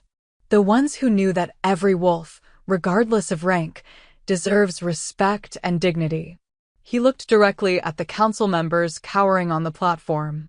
They've been lying to you for centuries, Roman said, his voice hardening. Telling you that omegas are weak. That alphas are superior. That the hierarchy is divine law. But I spoke to the goddess herself. And she told me the truth, that we've strayed so far from her teachings that we've forgotten what pack truly means. Silence. Absolute, breathless silence. So here's my choice, Roman said. The choice the prophecy demands. The choice between crown and blood. He reached up and removed the golden circlet from his head, the symbol of his kingship, the mark of his authority. And he threw it on the ground. I choose my family, he declared. I choose truth over lies. I choose the goddess's real vision over the council's corruption. And if that means I'm no longer your king, you'll always be our king. The voice came from the crowd. Roman turned to see an elderly Omega stepping forward, a healer, judging by the herb pouches at her belt. You're the first Alpha in 300 years who's cared more about protecting wolves than ruling them, she said, her voice wavering but strong. You're the first king who's chosen love over power. That's the kind of leader we need. She's right, another voice called out, a young beta warrior. The council has been using us, pitting us against each other, making us think our rank defines our worth. My Omega mate was taken from me because the council said I wasn't high-ranking enough to keep her, another wolf shouted, his voice breaking. They said it was for the good of the bloodlines. But all they did was destroy our happiness. More voices rose, sharing stories of the council's cruelty. Of forced separations. Of Omegas treated like property. Of Alphas punished for showing compassion. Of Betas trapped in the middle, never allowed to rise or fall. The dam had broken, and centuries of resentment came flooding out. Roman felt Mia's hand slip into his, her fingers intertwining with his own. You did it, she whispered. You showed them the truth. We did it, Roman corrected. You never gave up on me, even when I'd forgotten you. You trusted in the goddess's plan when I couldn't see it. You're the one who saved us all. Mia's silver eyes shimmered. We saved each other. Luna cooed between them, as if agreeing. And Roman felt something shift in the arena. The bond between him and his pack, the one that had been fracturing since the prophecy began to manifest, it wasn't breaking anymore. It was transforming. Becoming something new. Something stronger. Something built on choice instead of obligation. On love instead of hierarchy. On truth instead of control. But the moment of peace shattered when Cain finally spoke. Touching, the counselor spat, Liam's jaws still at his throat. Truly moving. But you're all deluding yourselves if you think one inspirational speech changes reality. He managed to twist his head enough to glare at the crowd. The other kingdoms won't accept this revolution, Kane snarled. The packs beyond our borders still follow the traditional hierarchies. They'll see Luna as a threat, just like we do. And they'll come for her. They'll come for all of you. Roman's jaw clenched. Because Kane had a point. The council's influence extended far beyond this kingdom. There were dozens of other territories, hundreds of other packs, all following the same corrupted system. And they wouldn't give up their power without a fight. So, what do you propose? Roman asked coldly. We surrender? Let you kill my daughter to maintain your precious order. I propose you face reality, Kane shot back. You've won this battle. Congratulations. But the war? You can't win it. Not against every pack in the continent. Not against centuries of tradition. Not against the natural order. There's nothing natural about what you've done, Mia interrupted, her voice ringing with authority that silenced even Kane. The goddess herself condemned your system. Your order is built on lies and oppression. And just because it's old doesn't make it right. She stepped forward, still holding Luna, her silver eyes blazing. You want to talk about war? She continued. Fine. Let them come. Let every pack that still clings to the council's corruption come test themselves against wolves who fight for love, for family, for freedom. Let them see what happens when you face an army united by choice instead of fear. Murmurs of approval rippled through the crowd. She's right. Liam growled, finally releasing Kane's throat but keeping him pinned. I've spent 20 years fighting for this kingdom. And I've never fought with more purpose than I did today. Not because I was ordered to, but because I chose to. Because I believe in what Roman and Mia represent. Zane stepped forward next. The Council's intelligence network is vast, yes. But so is ours. And now that we're not hiding, now that we can operate openly, we can reach out to wolves in other territories. Show them what's possible. Give them the same choice we had. Revolution can't be stopped once it starts, Ellie added, her healer's wisdom carrying weight. The goddess planted a seed today. In 7 days, when Luna comes into her full power, that seed will bloom. And its roots will spread to every pack that's ever questioned the council's authority. The crowd was growing louder now, more confident, more unified. Kane's face twisted with impotent rage. You're all signing your own death warrants. Maybe, Roman said calmly. Or maybe we're finally living the way the goddess intended. Either way. He looked at Mia, at Luna, at the wolves surrounding them. We face it together. As pack. As family. As wolves who refuse to let fear dictate our future. He turned to Liam. Take Kane and the other council members into custody. We'll hold a trial, a real one, with representatives from every rank, not just their hand-picked cronies. And if they're found guilty? Liam asked. Then they'll face justice, Roman said. Real justice. Not the mockery they've been dispensing for centuries. Liam grinned. With pleasure. As Kane and the remaining council members were dragged away, the crowd erupted in cheers. But Roman knew this was just the beginning. The hardest part was still to come. In 7 days, Luna would manifest her full power. And when she did, the transformation the goddess had described would ripple across the entire kingdom, possibly beyond. Wolves would remember. They would question. They would choose. And those who chose wrong, who clung to the old hierarchies, who preferred oppression to freedom, would become enemies. We need to prepare, Roman said to his inner circle, Liam, Zane, Ellie, and several other wolves who'd proven themselves in battle. Fortify our positions. Reach out to potential allies. And most importantly, protect Luna. Where will you go? Ellie asked. The palace isn't safe. Too many entry points. Too exposed. The Alpha's cabin, Mia suggested. The one where Roman found us. It's warded, secluded, and defensible. Roman nodded. Good thinking. Liam, I'll need your best warriors as guards. Zane, start mapping out which territories are most likely to side with us and which will oppose us. Ellie. I know, the healer interrupted with a small smile. Keep Mia and Luna healthy. Monitor the baby's development. Make sure she's strong enough for what's coming. Exactly. They worked through the logistics quickly, efficiently. Roman had always been a strategic leader, but now he had something he'd never had before as king. People who followed him not because they had to, but because they wanted to, because they believed in what he was fighting for. It made all the difference.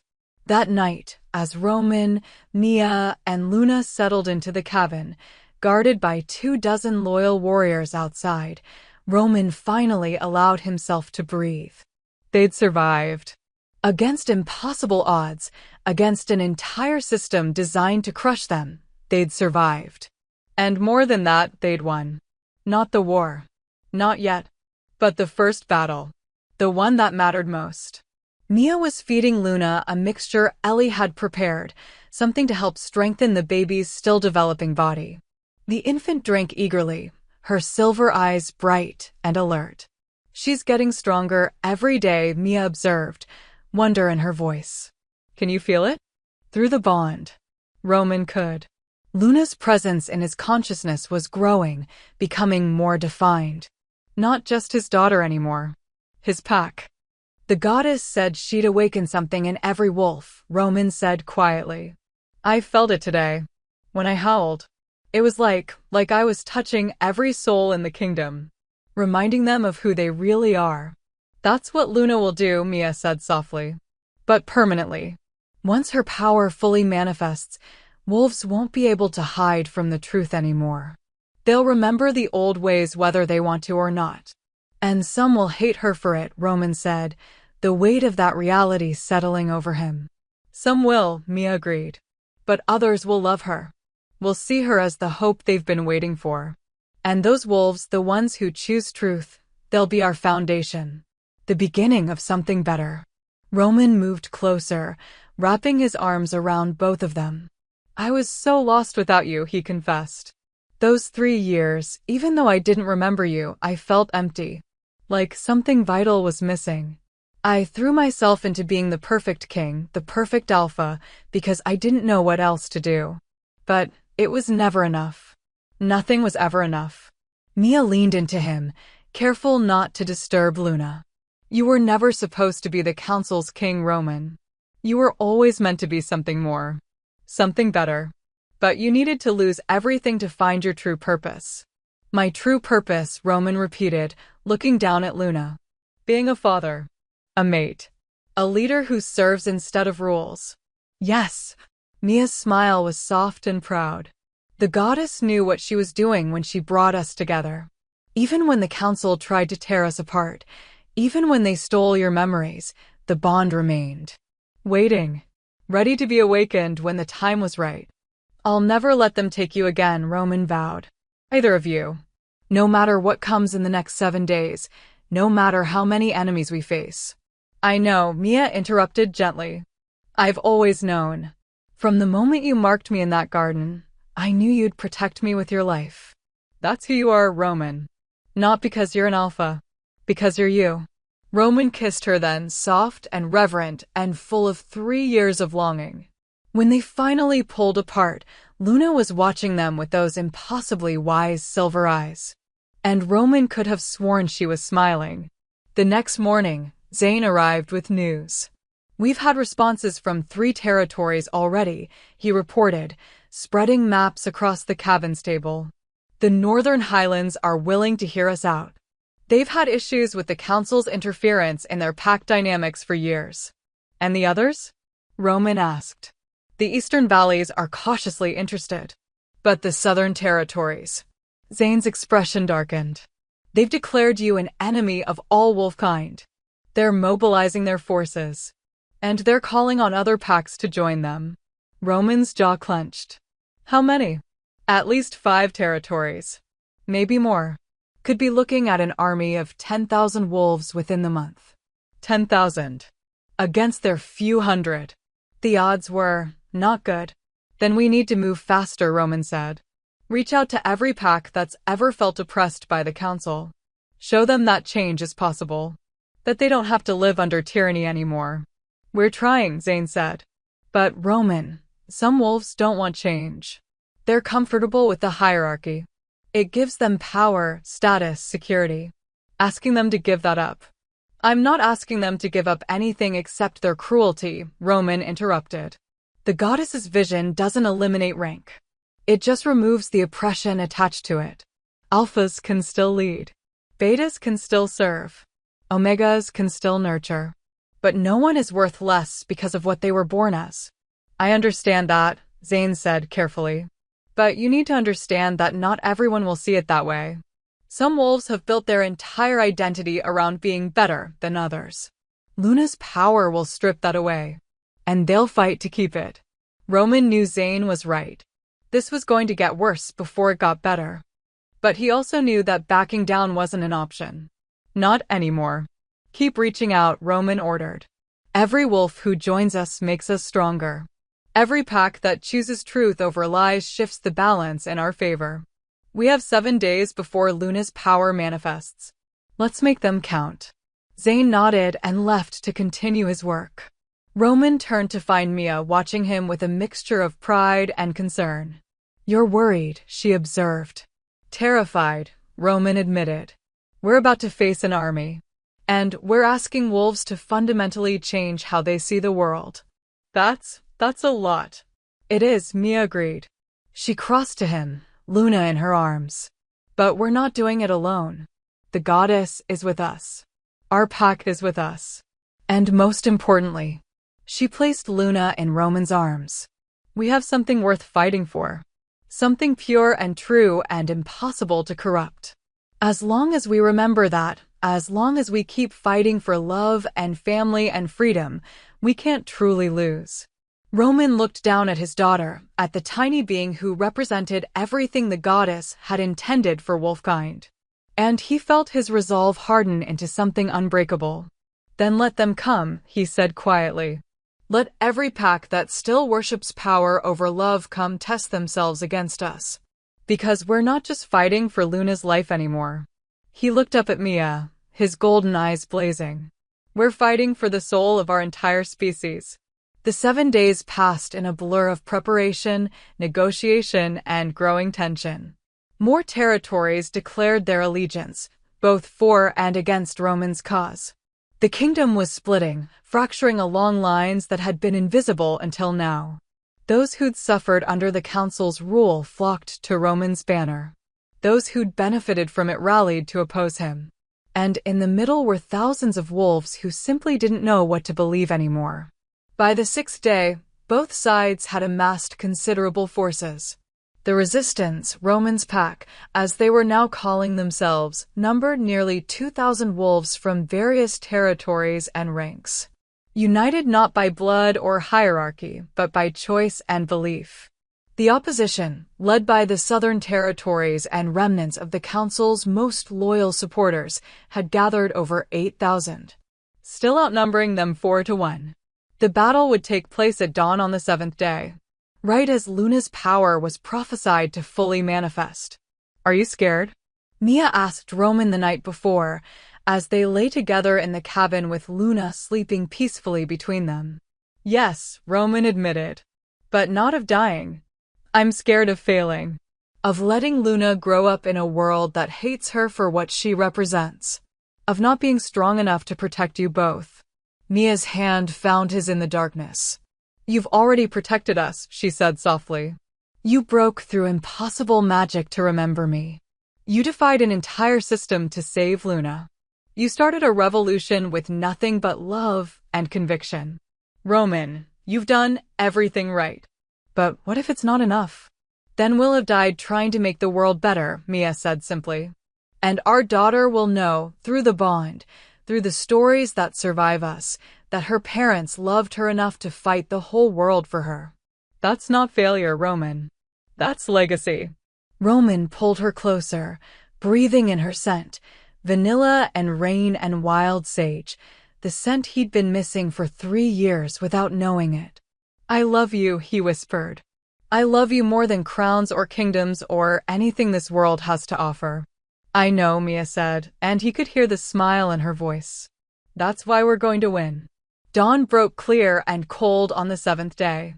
Roman stood on a hill overlooking the battlefield, a vast plain where both armies had gathered. On one side, his wolves, smaller in number but burning with purpose. On the other, the enemy, massive, organized, and utterly convinced of their righteousness. Between them, a no-man's land where the fate of their species would be decided. Mia stood beside him, Luna in her arms. The baby was awake and alert, her silver eyes fixed on the sunrise. It's time, Mia whispered. Roman felt it too, through the bond, through his connection to Luna, through something deeper and older than consciousness. The prophecy was about to complete. Luna was about to come into her power, and the world would never be the same.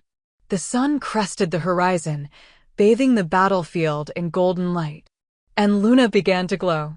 It started as a faint shimmer around her tiny body, silver light that pulsed in time with her heartbeat. Then it grew brighter, stronger, spreading outward like ripples on water. Roman felt it surge through the bond, ancient power awakening, the bloodline of the first wolves asserting itself after centuries of dormancy. Roman, Mia breathed, her voice filled with awe and terror. It's happening.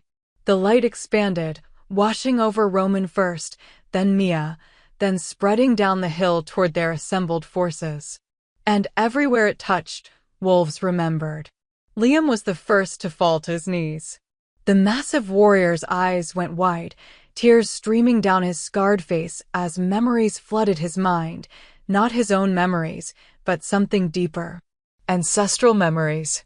He saw the first wolves running beneath a full moon, their howls harmonizing with the goddess's song. He saw alphas and omegas working together, neither superior nor inferior, just different expressions of the same divine purpose. He saw packs that functioned like families instead of militaries, where strength was measured in compassion rather than dominance. He saw what they were supposed to be. Goddess above, Liam whispered, his voice breaking. We've been so lost. For so long, we've been so lost. Around him, other wolves were having the same experience. A beta warrior remembered his grandmother's stories about the old ways, stories he dismissed as fantasy, but now understood were history. Truth. An omega healer remembered why her kind had once been revered as the pack's heart, the ones who kept everyone connected and grounded, before the council had twisted that into weakness. Even the younger wolves, who'd never questioned the hierarchy, suddenly knew in their bones that something fundamental had been wrong with their world. Luna's light kept spreading across the battlefield, toward the enemy. The opposing army began to stir.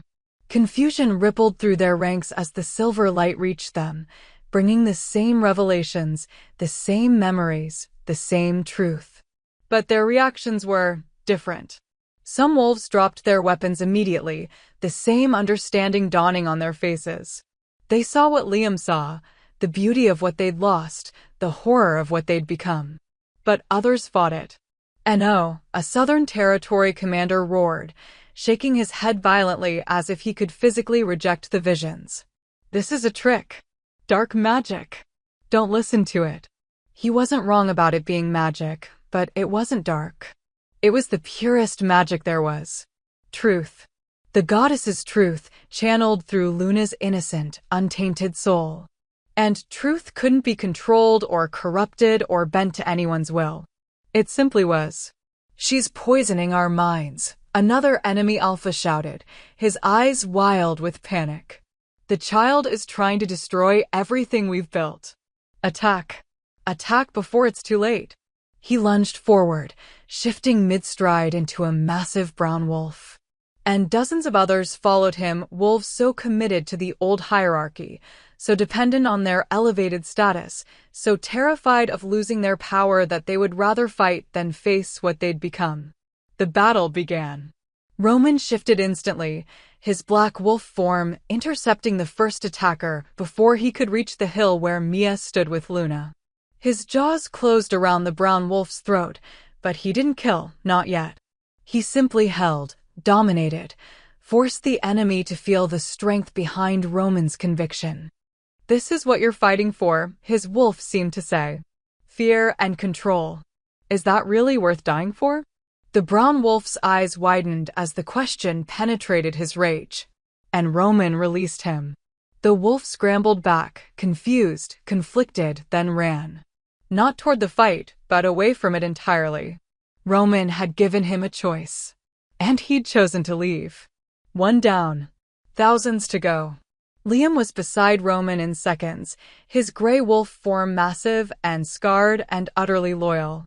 "Orders." Liam's voice came through the pack bond they all now shared, deeper and stronger than before, reinforced by Luna's awakening power. "Defend," Roman sent back. "But don't kill unless absolutely necessary. Give them the choice. Some of them just need time to understand." "And the ones who refuse to understand?"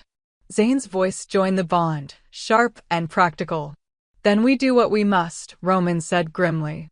"But we don't become the thing we're fighting against. We don't kill for the sake of power or control. Only for protection." His wolves understood.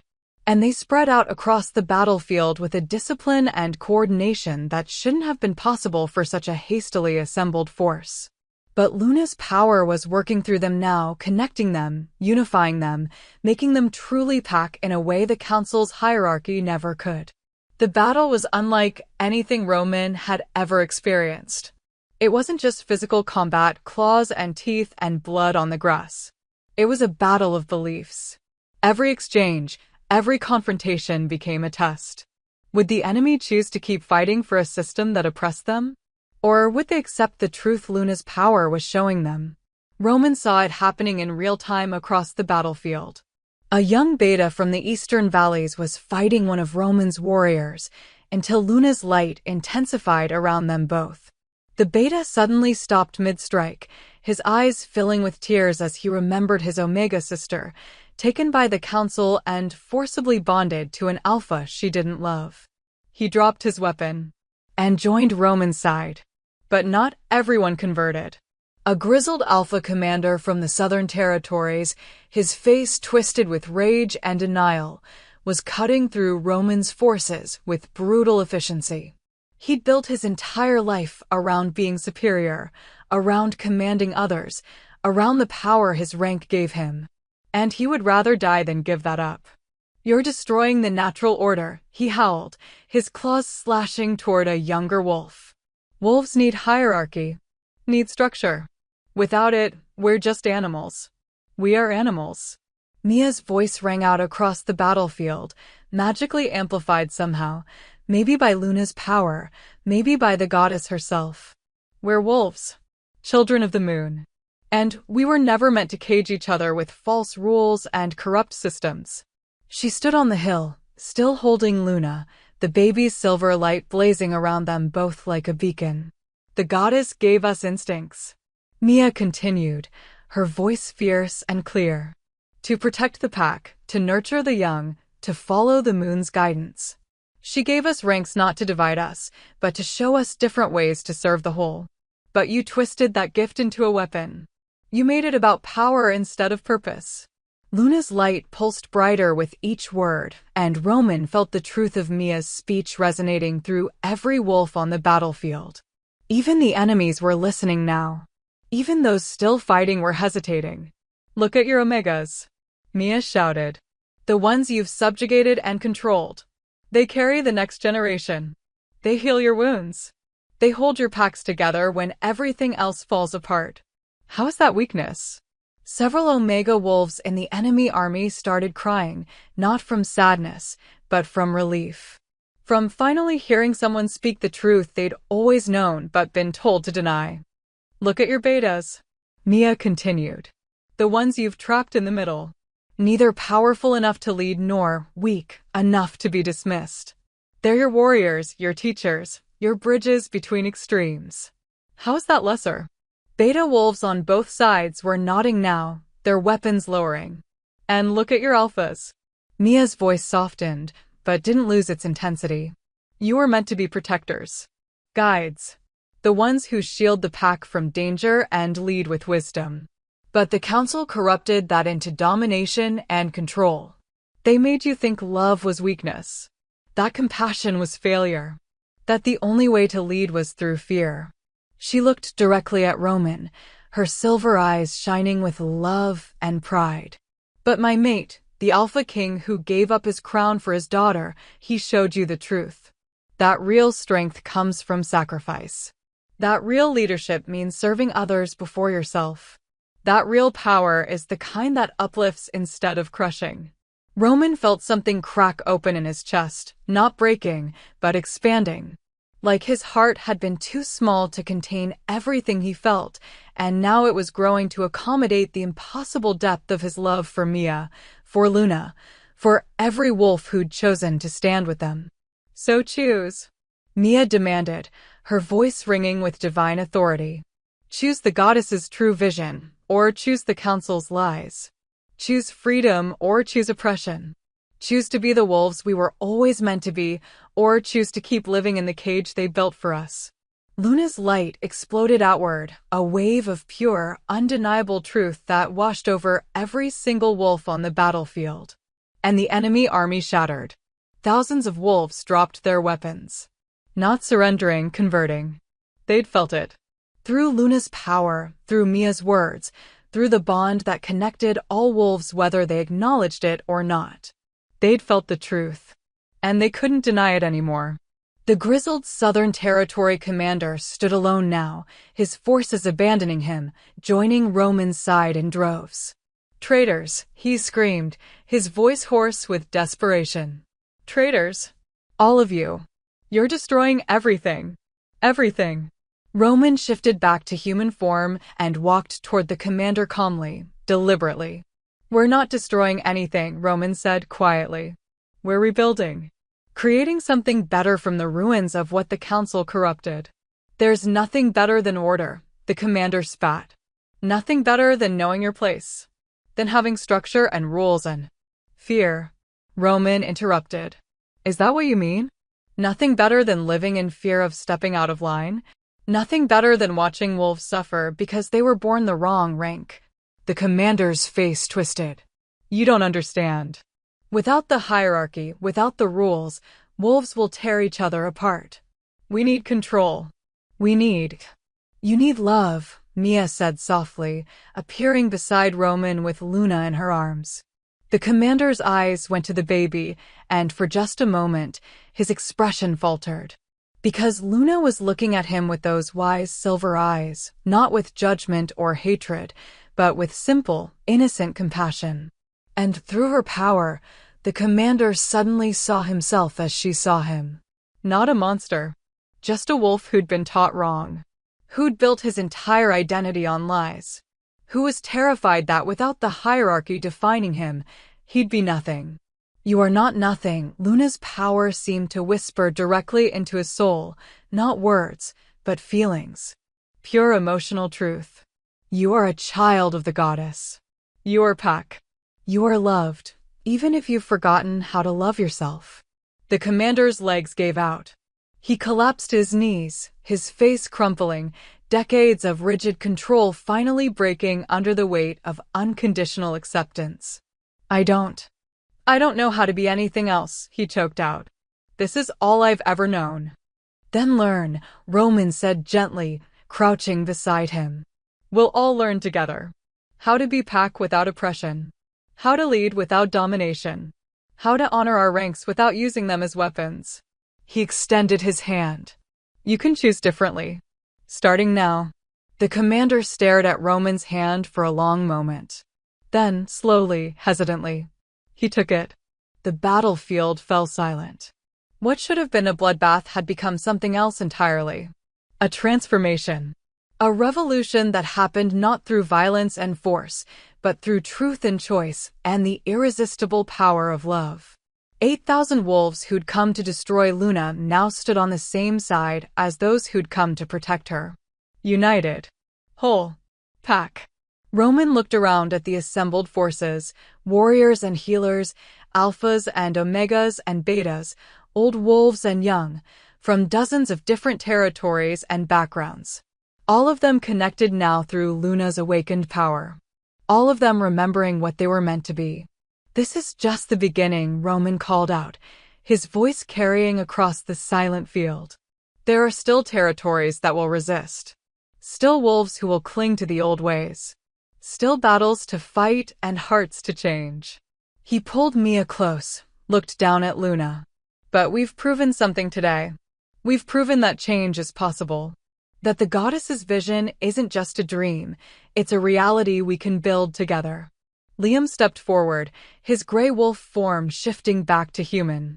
"What do you need from us, Alpha?" he asked. Roman smiled at the title, not because it represented authority over others, but because it represented his role in the pack. Protector, guide, servant to those he led. "I need you to spread the word," Roman said. "Go back to your territories. Share what happened here. Show other wolves that the goddess's true teachings aren't about control or hierarchy, they're about unity and love." He looked at the former enemies who'd converted during the battle.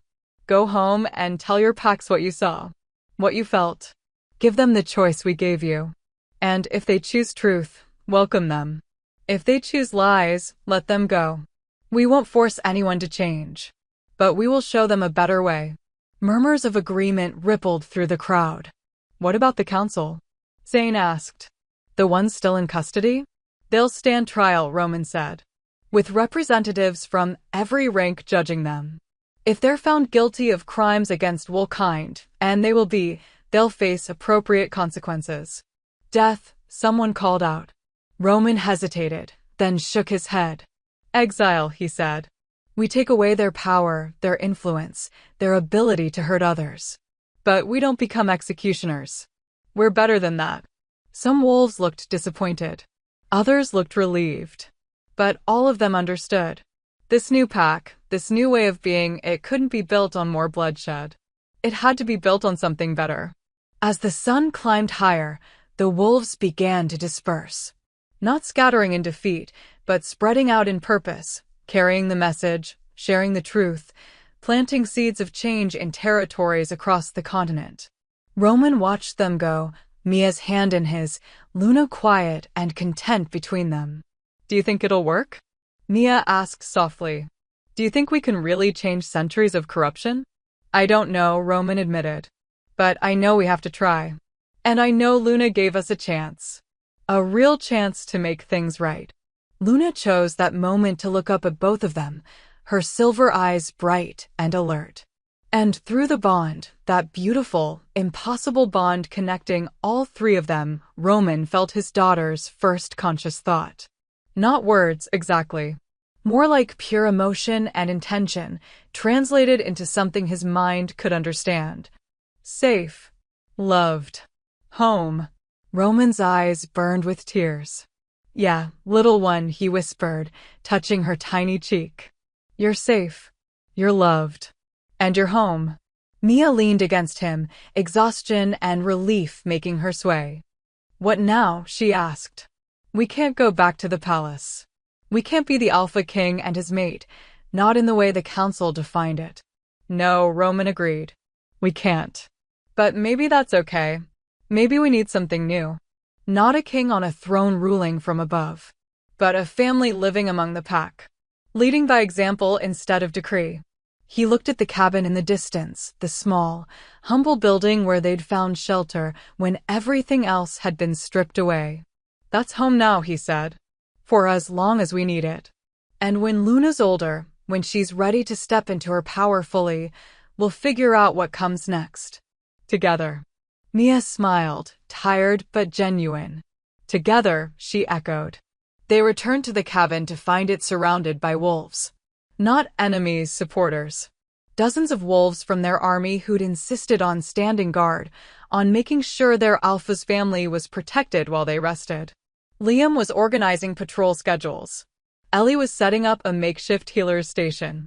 Zane was coordinating with scouts from various territories. They'd created a community without anyone giving orders.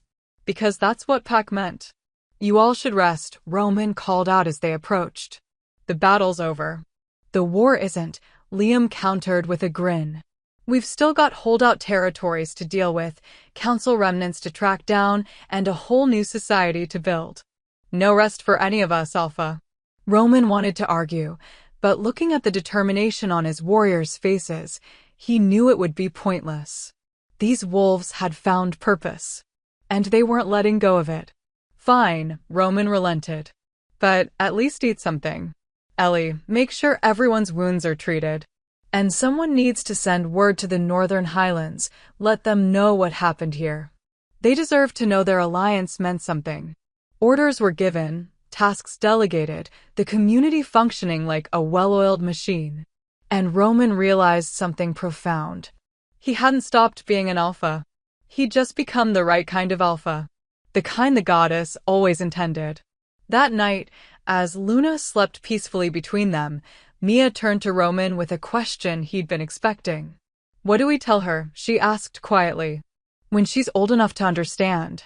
What do we say about the council, about the prophecy, about everything she went through before she could even speak? Roman was silent for a long moment, thinking. We tell her the truth, he finally said. That she was born into a broken world. That powerful wolves tried to kill her because they feared what she represented. That her parents fought an entire kingdom to keep her safe. He pulled Mia closer. But we also tell her that she changed everything. That her existence, her power, her pure heart, it reminded an entire species what we were supposed to be.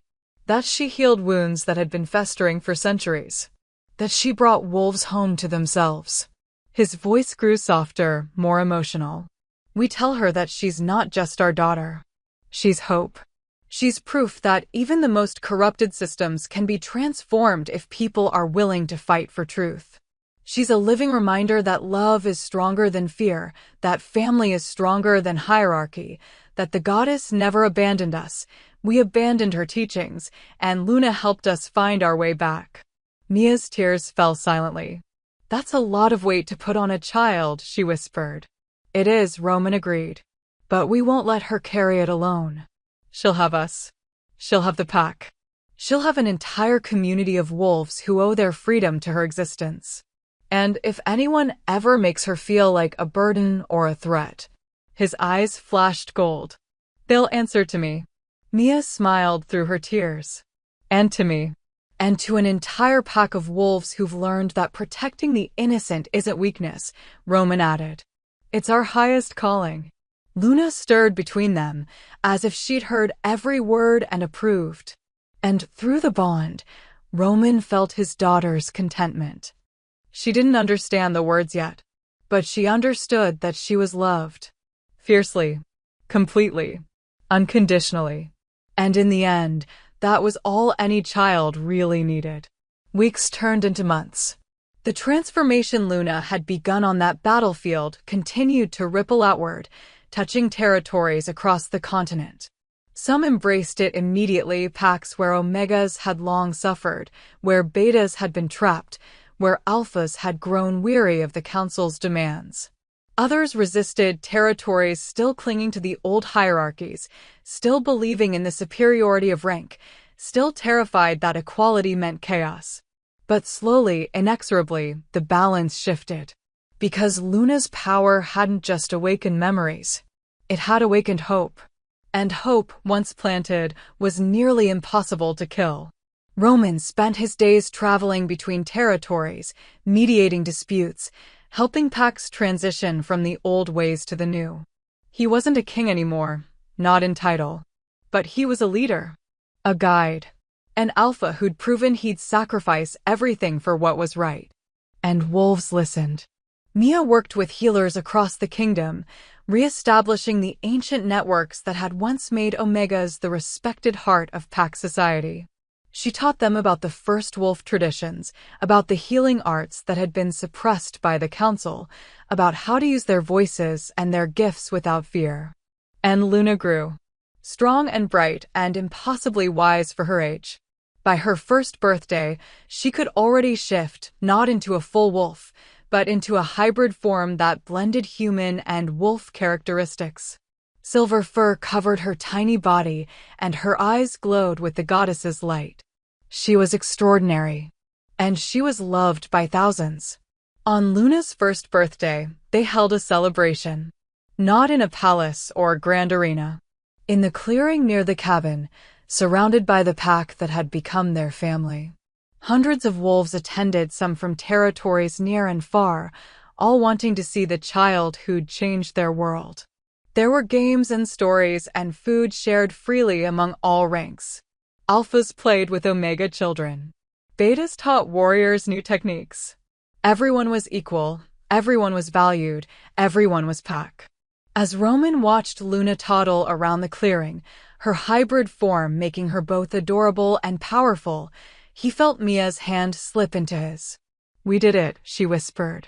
"Against all odds, we actually did it." "You did it," Roman corrected. "You never gave up on me. On us. On the goddess's vision. Even when everything seemed impossible. We did it together," Mia insisted. She looked up at him, her silver eyes soft. "That's what matters. Not who did more or who was stronger. Just that we faced it together and refused to break." Roman kissed her forehead. "I love you," he said simply. "More than I thought possible. More than I have words for." "I know," Mia smiled. "I can feel it. Every moment. Through the bond. It's like breathing. Essential. Constant. Perfect." Luna chose that moment to run to them, her little arms outstretched, her face lit with pure joy. "Mama. Papa. Up." Roman scooped her up, and she giggled, that beautiful, innocent sound that made everything they'd fought for worthwhile. "Having fun, little wolf?" he asked, bouncing her gently. "Yes," Luna declared, then pointed at Liam, who was currently being mobbed by a pack of children demanding he show them his scars. "Big Wolf funny." "Big Wolf is definitely funny," Mia agreed, laughing. They stood there, the three of them, watching their pack celebrate not just Luna's birthday, but their collective freedom, their new beginning, their reclaimed identity. And Roman felt something he hadn't felt in years. Not as the Alpha King trying to live up to impossible expectations. Not as a mate separated from his bond, aching with emptiness he couldn't name. But as a father, a husband, a wolf who'd found his true purpose. He felt complete. As the celebration wound down and the sun began to set, Roman stood on the edge of the clearing, looking out at his pack. Wolves were mingling without regard to rank, alphas and omegas sharing stories, betas teaching youngsters, everyone just being. Together. United. Free. This was what the goddess had wanted all along. This was what Luna had awakened in them. This was home. Beautiful, isn't it? Roman turned to find an elderly Omega, the same one who'd spoken up during the battle, standing beside him. "It is," he agreed. "I never thought I'd see it in my lifetime," she said softly, her eyes glistening with tears. "A world where my granddaughter won't be treated as lesser. Where she'll be valued for her gifts instead of dismissed because of her rank." She looked at Roman. "Thank you," she said.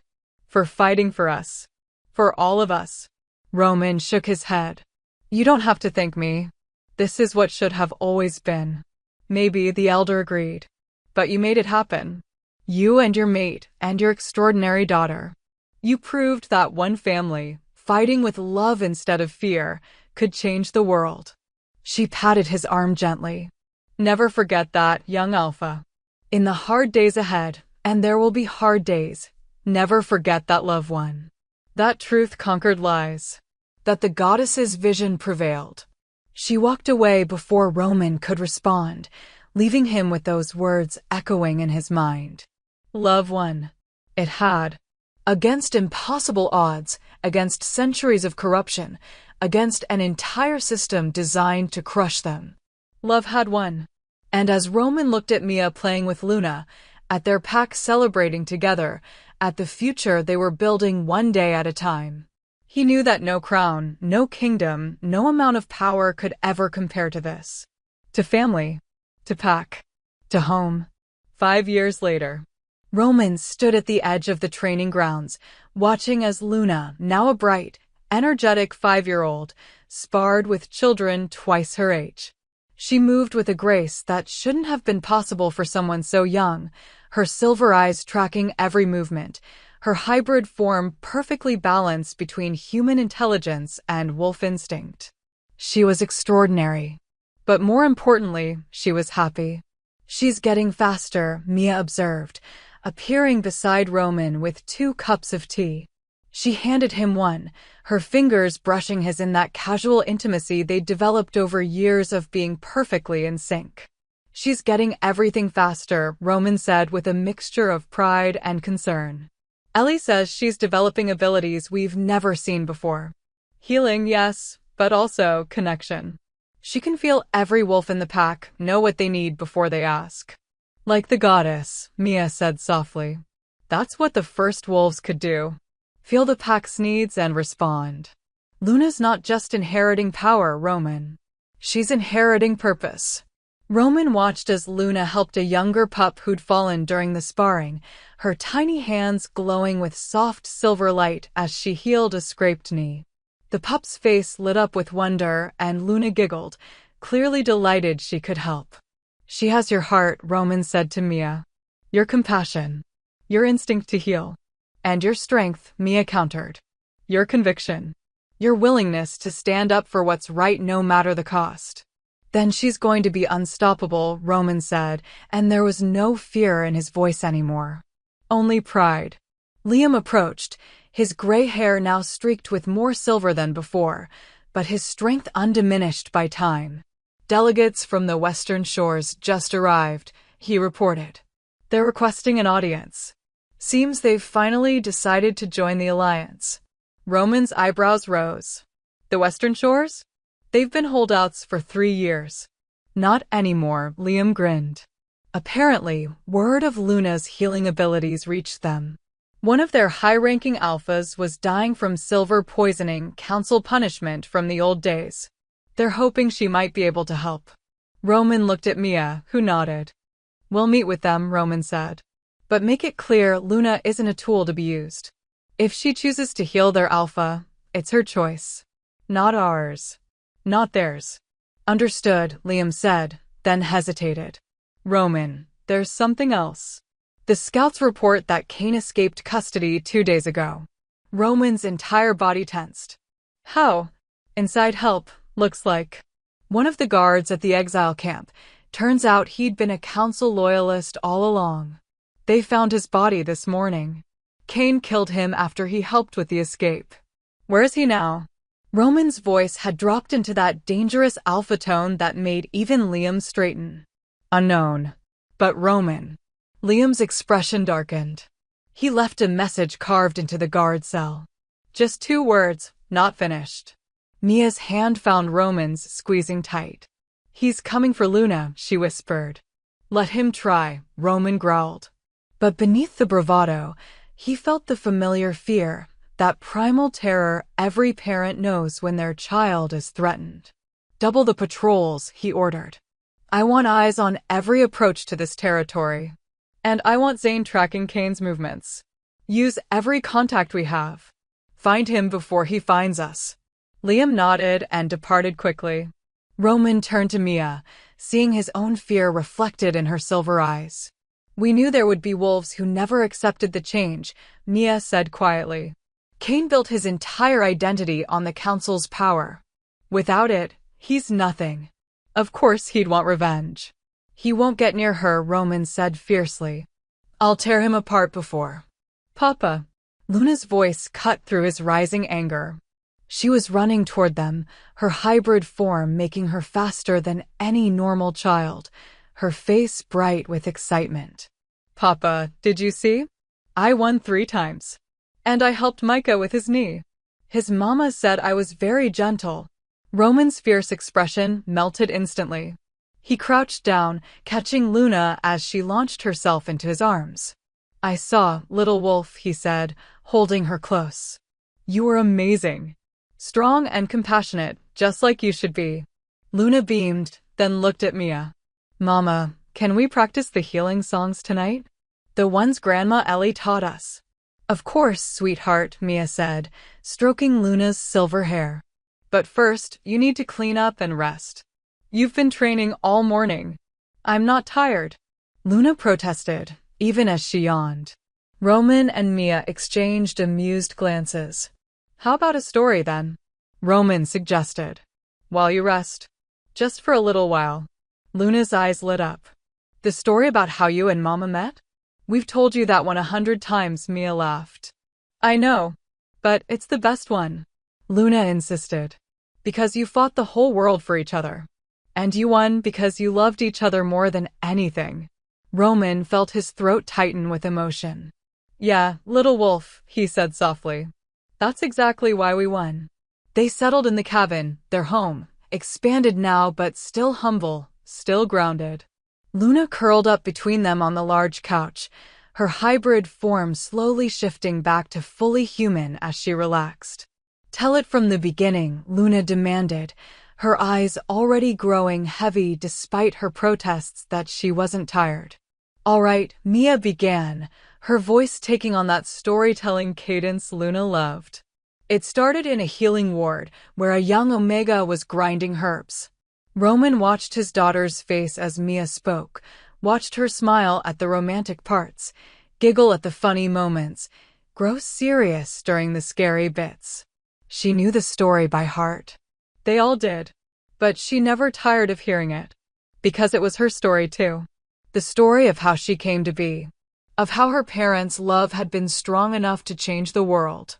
And then Papa found us in the woods, Mia continued, her voice soft now as Luna's eyes began to close. Mama was crying because she thought Luna wouldn't survive. But Papa never gave up.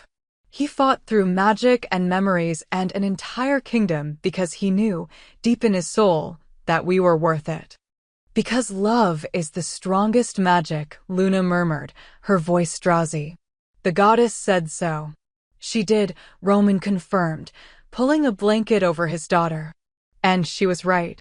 Luna's breathing evened out, her small body relaxing completely as sleep claimed her.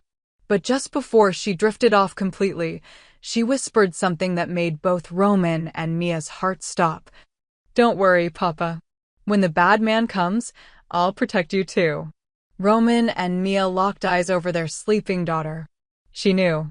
Somehow, through her connection to the pack, through her inherited gifts, Luna knew that Cain was coming. And she believed she could protect them. We need to talk, Mia mouthed silently. Roman nodded. Once Luna was deeply asleep in her room, guarded by Ellie and 2 warriors outside her door, Roman and Mia retreated to their own space. She can't fight Cain, Mia said immediately. Roman, she's 5 years old. I don't care how powerful she is. I know, Roman interrupted. Believe me, I know. The thought of her anywhere near that bastard makes me want to level mountains. He paced the room, agitation rolling off him in waves. But Mia, we can't hide her forever. Cain isn't the only threat. There are still territories that reject the new ways. Still wolves who see Luna as dangerous. Still. I know, Mia said, her voice breaking. I know we can't protect her from everything. But Cain? Roman, he's ruthless. He's angry. He has nothing to lose. If he gets his hands on her, he won't, Roman said flatly. I'll die before I let that happen. That's what I'm afraid of. Mia exclaimed, tears spilling over. I'm afraid you'll throw yourself at Cain to save her, and I'll lose you both. I'm afraid Luna will try to use her powers to protect us and burn herself out. I'm afraid.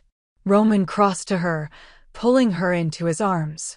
We're not going to lose each other, he said firmly. Not to Cain. Not to anyone. We've survived too much to fall now. But what if? No, what ifs, Roman interrupted gently. We prepare. We plan. We trust in our pack and in each other. And we remember that we're not the same wolves who fought that first battle 5 years ago. We're stronger now. Smarter. More connected. He pulled back to look at her. And Luna isn't the helpless infant we were protecting then. She's growing into her power every day. Maybe Maybe it's time we trusted her to be part of her own defense. Mia's eyes widened. You can't be serious. I'm not saying we put her in danger, Roman clarified. I'm saying we stop treating her like she's fragile. She has gifts, Mia. Incredible gifts. And part of honoring those gifts is teaching her how to use them properly. How to protect herself and others. He cupped Mia's face. We can't keep her in a bubble. The goddess didn't give her this power so we could hide it. She gave it to Luna so our daughter could help heal and unite our species. And that means Luna needs to learn carefully, safely, but learn how to handle threats. Mia was silent for a long moment, her silver eyes searching Roman's face. You're right, she finally admitted. I hate it, but you're right. We can't protect her from the world forever. We can only prepare her to face it. Together, Roman said. The three of us. That's our strength. Our unity. Mia nodded, wiping her tears. Then we start training her properly tomorrow. Not just combat and healing strategy. Threat assessment. How to recognize danger before it strikes. Agreed, Roman said. And we coordinate with Liam and Zane. I want every approach to this territory mapped and defended. If Cain comes, and he will, we'll be ready. The attack came 3 days later. Not during the day when the pack was alert and active, but in the deepest part of night when even the most vigilant guards grew weary. Cain had learned patience during his time in exile, and he'd learned to be ruthless. The first sign of trouble was a guard's strangled cry, cut short before the alarm could be raised. Roman woke instantly, his wolf screaming danger before his conscious mind could process the threat. Mia, he hissed, already moving toward Luna's room. Get Luna. Now. But Mia was already ahead of him, her maternal instincts having woken her seconds before. They burst into Luna's room to find their daughter sitting up in bed, her silver eyes glowing in the darkness. The bad man is here, she said calmly. I can feel him. He's angry and scared and wants to hurt us. We're leaving, Roman said, scooping her up. Out the back. The safe tunnels. No. The roar came from outside, followed by the sounds of fighting, snarls and screams, and the clash of claws on armor. Cain had brought others. Council loyalists who'd been hiding, waiting for this moment. They're at all the exits, Luna said, her small face serious. They planned this, Papa. They knew you'd try to run. Roman's mind raced. If all the exits were blocked, if Cain had brought enough wolves to surround the cabin. Then we fight, Mia said, her voice steady despite the fear in her eyes. We make our stand here. Together. Roman wanted to argue, wanted to find some way to get his family to safety. But Luna spoke first. It's okay, Papa, she said, her tiny hand touching his cheek. I'm not scared. The goddess told me this would happen. That I'd have to choose, hide my power or use it to protect our pack. Her silver eyes met his, and Roman saw something that took his breath away. Not a frightened child.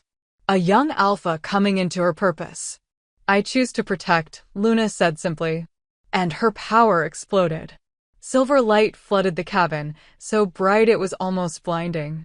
Roman felt it surge through the bond, not just to Luna, but to every wolf in their pack. Every warrior fighting outside. Every family member cowering in their homes. Luna's consciousness touched them all, and her message was clear. Stand. Fight. We are pack. The tide of battle turned instantly. Wolves who'd been overwhelmed by Cain's surprise attack suddenly fought with renewed strength. The connection Luna forged between them made them move as one organism, covering each other's weaknesses, amplifying each other's strengths. They became truly pack in a way that even 5 years of training hadn't quite achieved. Because Luna's power didn't just heal or unite. It awakened. Every wolf touched by her light remembered why they fought. Not for territory or pride or revenge. For family.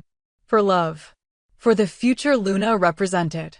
Outside, Cain felt his carefully planned attack crumbling.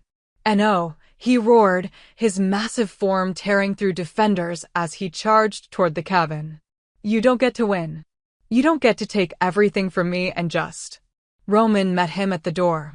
The two alphas collided with devastating force, their clash shaking the ground, their fury making the very air crackle. "You took nothing from you," Roman snarled, his claws slashing across Kane's muzzle. "You destroyed yourself. You chose power over truth, control over freedom. This is your fault. I built that world." Kane screamed, his jaws snapping at Roman's throat. "I spent centuries creating order from chaos. And your brat, your abomination, tore it all down in seconds. Because it deserved to be torn down." Roman roared back.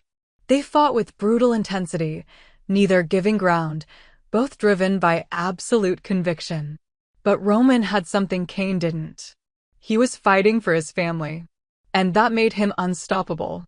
He caught Kane's next strike, twisted, and threw the older alpha into a tree with bone-crushing force. Kane struggled to rise, blood streaming from multiple wounds, his breathing labored. "You can't kill me," Kane gasped. "You're too noble. Too merciful. You'll give me another trial, another exile, another chance to." "You're right," Roman said coldly. "I won't kill you." He stepped aside and revealed Mia standing behind him, her eyes blazing silver, the same silver as Luna's, the mark of the first wolf bloodline. "But I will," Mia said quietly. Kane's eyes widened. "You're an Omega. You can't." "I'm a mother," Mia interrupted, and power radiated from her, ancient, terrible, beautiful power that made even Roman take a step back. "You tried to kill my daughter. You attacked my pack. You refuse to learn, refuse to grow, refuse to accept that your time is over." She raised her hand, and silver light gathered around it. "The goddess gave me gifts," Mia said. "Healing, connection, compassion. But she also gave me something else, the ability to sever bonds, to cut away corruption that refuses to heal." Kane tried to run, but Mia's power was faster. The silver light lanced out, striking Kane in the chest, not killing him, but doing something worse. Severing his connection to the pack bond. Cutting him off from every wolf, every connection, every relationship he'd ever had. Making him truly, utterly alone. Kane's scream was inhuman. The sound of a wolf being torn from everything that defined him, everything that made him pack. He collapsed, writhing, as the severing completed. When he finally stilled, his eyes were hollow. Empty. Still alive, but no longer truly wolf. Just a shell. An animal. Nothing more. "That is the fate of those who reject unity," Mia said, her voice carrying across the battlefield. "Not death, but isolation. Separation from everything that makes us pack. From everything the goddess intended." She turned to the remaining council loyalists, the ones who'd followed Kane in his attack. "Choose," she said simply. "Accept the new ways and rejoin the pack. Or share his fate." Every single one of them dropped their weapons. Chose connection over isolation. Chose pack over pride. Chose Luna's vision over Kane's corruption.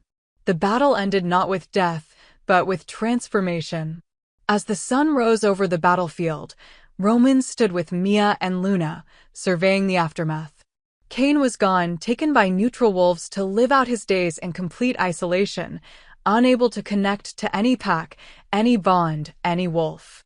A living warning of what happened to those who valued power over love. The council loyalists who'd attacked were being integrated back into the pack, undergoing the same awakening Luna had triggered in the arena 5 years ago. And their own pack, Roman's pack, stood stronger than ever. "Is it over?"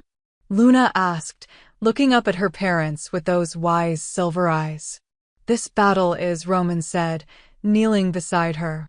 "But Luna, there will always be battles. Always wolves who resist change. Always threats to what we're building." "I know," Luna said simply. "That's why the goddess gave me this power. Not to make the world perfect, but to give wolves the choice. To help them remember what they're supposed to be." She looked out at the pack gathering in the dawn light. "Some will choose wrong," she continued, her voice carrying a wisdom far beyond her years. "Like the bad man did. But most will choose right. Will choose love and family and truth. And slowly, one choice at a time, we'll heal our whole species. Mia's tears fell freely. When did you get so wise, little one? Luna grinned, and suddenly she was just a 5-year-old again, not a prophetic vessel of divine power. I'm not wise, Mama. I just listen to the goddess. She talks to me sometimes. In dreams. She says she's proud of us. All of us. She looked at Roman. Especially you, Papa. Because you chose love over everything. And that's the hardest choice. The bravest choice. The most important choice. Roman felt his chest tighten with emotion so powerful he could barely breathe. His daughter, his beautiful, extraordinary daughter, saw him not as a failed king or a disgraced alpha, but as a hero. Because he'd chosen love. I'll always choose you, Roman whispered, pulling both Mia and Luna into his arms. Both of you. Over crowns and kingdoms and anything else the world might offer. You're my pack. My family. My everything. We know, Mia and Luna said in unison, then laughed. And standing there in the dawn light, surrounded by their pack, their family, their purpose. Roman finally understood what the goddess had been trying to teach him all along. That power without love was corruption. That crowns without compassion were prisons. That the truest strength came not from dominating others, but from serving them. 10 years later, Roman stood at the edge of a cliff overlooking the valley that had become the heart of their new society. Below, dozens of pack territories had merged into a confederation, not ruled by a single king, but governed by councils representing all ranks equally. Alphas still led, but they led through wisdom earned, not birthright given. Betas still served, but they served by choice, not obligation. Omegas still nurtured, but they were revered as the pack's heart, not dismissed as weak. It wasn't perfect. There were still disputes, still territories that clung to old ways, still wolves who struggled with change. But it was better. Infinitely better than what the council had built. Papa.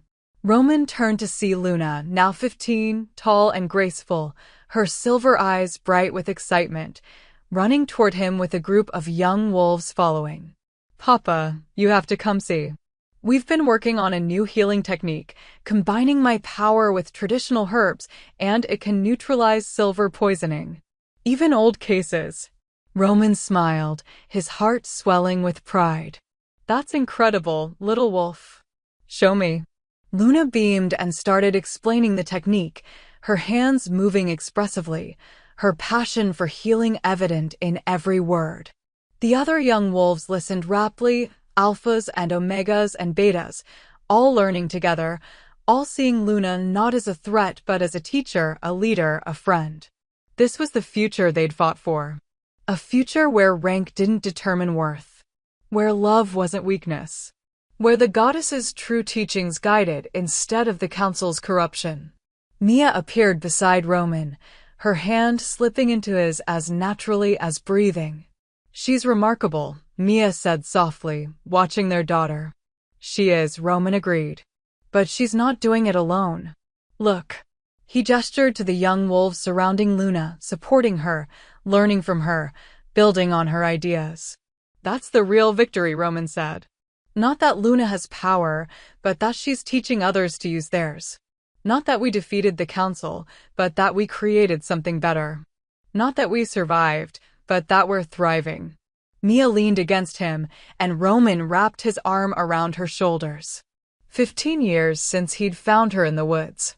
15 years since he'd made the choice that changed everything. And he'd never regretted it for a single moment. Do you ever miss it? Mia asked quietly. Being the Alpha King? Having that kind of power? Roman was quiet for a moment, considering. No, he said finally. I don't. Because I have something so much better. He looked at Mia, at Luna, at the pack gathered below. I have purpose. Real purpose. Not ruling from above, but serving from within. Not commanding through fear, but leading through love. Not isolating myself on a throne, but being part of something bigger than myself. He pulled Mia closer. I have you. I have Luna. I have a pack that chose me not because they had to, but because they wanted to. I have a life built on truth instead of lies, on freedom instead of control, on love instead of hierarchy. His voice grew softer, more emotional. The council tried to take everything from me. They stole my memories, my mate, my daughter. They made me forget what mattered most. But in doing so, they accidentally gave me the greatest gift, the chance to choose it all again, to fight for it, to prove that love is worth more than any crown. Mia's tears fell, and she turned to cup his face. I'm so proud of you, she whispered, of the Alpha you've become. Not the one the council tried to create, but the one the goddess always intended. The one who leads with his heart instead of his pride. I learned from the best, Roman said, kissing her softly. You never stopped believing in me. Even when I'd forgotten you. Even when everything seemed hopeless. You held on to hope and faith and love. You saved me, Mia. In every way that matters. We saved each other, Mia corrected. That's what mates do. Luna called out to them, waving excitedly, and they walked down to join her and the young wolves. As Roman watched his daughter teach, as he listened to Mia's laughter, as he felt the pack bond thrumming with health and unity, he knew, with absolute certainty, that he'd made the right choice. Every time, every sacrifice, every battle, every moment he'd chosen love over power, it had been worth it. That night, as they settled into their home, still the humble cabin, though expanded now with rooms for visiting pack members, Luna asked a question. Papa? Mama? Do you think I did what the goddess wanted? Do you think I fulfilled the prophecy? Roman and Mia exchanged glances. The prophecy said you'd end my reign, Roman said carefully. And you did. The council's version of the Alpha King, distant, authoritarian, ruling through fear, that version died when you were born. But it also said you'd awaken the old ways, Mia added. And you have. Every day, more wolves remember what we're supposed to be. More packs choose unity over hierarchy. More territories embrace the goddess's true teachings. So, it's done? Luna asked. The prophecy is complete? Roman smiled. Little wolf, the prophecy was never about one moment. It was about starting a change that would ripple through generations. And that's exactly what you've done. He pulled her close. But your purpose isn't finished. Every day, you make the choice to use your gifts for healing and unity. Every day, you show wolves what's possible when they lead with compassion instead of cruelty. Every day, you fulfill the prophecy again. Luna was quiet for a moment, processing. So it's not about being special, she finally said. It's about choosing to be good. Every day. Even when it's hard. Especially when it's hard, Mia confirmed. That's what makes you extraordinary, Luna. Not your power, though that's remarkable. Not your bloodline, though that's ancient and pure. But your choice. Your decision to use everything you've been given to help others. Luna smiled, that beautiful, bright smile that made Roman's heart ache with love. Then I choose to keep being good, she declared. Every day. For as long as the goddess needs me. That's my girl, Roman said, his voice thick with emotion. And as they settled in for the night, his family, his pack, his everything, Roman sent up a silent prayer to the goddess who'd guided them through darkness into light. Thank you. For Mia. For Luna. For the chance to become who I was meant to be. For teaching me that the greatest power isn't dominion over others, it's love for them. For showing me that real leadership means sacrifice. That real strength means vulnerability. That real purpose means service. I'll spend every day of my life honoring what you've given us. Protecting this pack. Teaching Luna. Loving Mia. Building the world you always intended. Thank you for not giving up on me. Even when I'd forgotten you. Even when I'd lost myself. Thank you for bringing me home. Epilogue, 20 years later. Roman's hair was streaked with silver now, his body bearing the scars of decades of protecting his pack. But his eyes were still bright with purpose. His heart was still full of love. And his family, grown now, but no less precious, surrounded him. Luna had become exactly what the goddess intended, a leader who inspired rather than commanded, a healer who unified rather than divided, a living bridge between the old ways and the new. She'd taken a mate 2 years ago, a kind beta warrior who saw her not as a prophetic figure, but as a woman, who loved her for her laugh, her passion, her terrible cooking skills that never improved no matter how much Mia tried to teach her. They were expecting their first child. The next generation. The future that Roman and Mia had fought so hard to make possible. Are you ready? Mia asked, appearing beside Roman as they prepared to address the Grand Assembly, a gathering of representatives from every territory across the continent. I'm ready, Roman said, taking her hand. They walked together to the platform overlooking thousands of wolves, alphas and omegas and betas, young and old, from territories near and far. All united under the principles Luna had awakened. All choosing, every day, to be better than their ancestors. 25 years ago, Roman began, his voice carrying clearly, I was the Alpha King. I ruled from a throne, commanded through authority, and believed that power was the measure of worth. He paused. I was wrong. Murmurs rippled through the crowd. The goddess tried to teach me through my mate, through my daughter, through the prophecy I spent so long fighting, that real power comes from love. That real leadership means sacrifice. That the highest calling of any alpha is not to rule, but to serve. He looked at Mia. 25 years ago, I gave up a crown to save my family. And in doing so, I gained something infinitely more valuable, a purpose. A pack. A life built on truth instead of lies. He turned back to the assembly. Today, I'm officially stepping down from my role as alpha of this confederation. Not because I'm weak or tired, but because it's time. Time for the next generation to lead. Time for fresh voices and new ideas. Time to trust that what we've built is strong enough to continue without me. He gestured to Luna, who stepped forward with her mate beside her. My daughter will take my place, Roman announced. Not because she's my blood, but because she's earned it. Because she's spent 25 years proving that she leads with wisdom and compassion. Because the goddess chose her for this. The assembly erupted in cheers, not the forced applause of subjects honoring a king, but the genuine celebration of a pack honoring a leader they'd chosen. Luna looked at Roman, tears in her silver eyes. Thank you, Papa, she said softly. For everything. For fighting for me. For teaching me. For showing me what real leadership looks like. Thank you, Roman said. For giving my life meaning. For being the hope we all needed. For never letting the weight of prophecy crush your spirit. He pulled her into a hug, and Mia joined them, the three of them together one more time before Luna stepped into her full destiny. We're so proud of you, Mia whispered. So incredibly proud. I learned from the best, Luna said, echoing Roman's words from years ago. And as Roman watched his daughter step forward to address her pack now, he felt a peace he'd never known before. His work was done. Luna would carry the vision forward. The goddess's true teachings would continue to spread.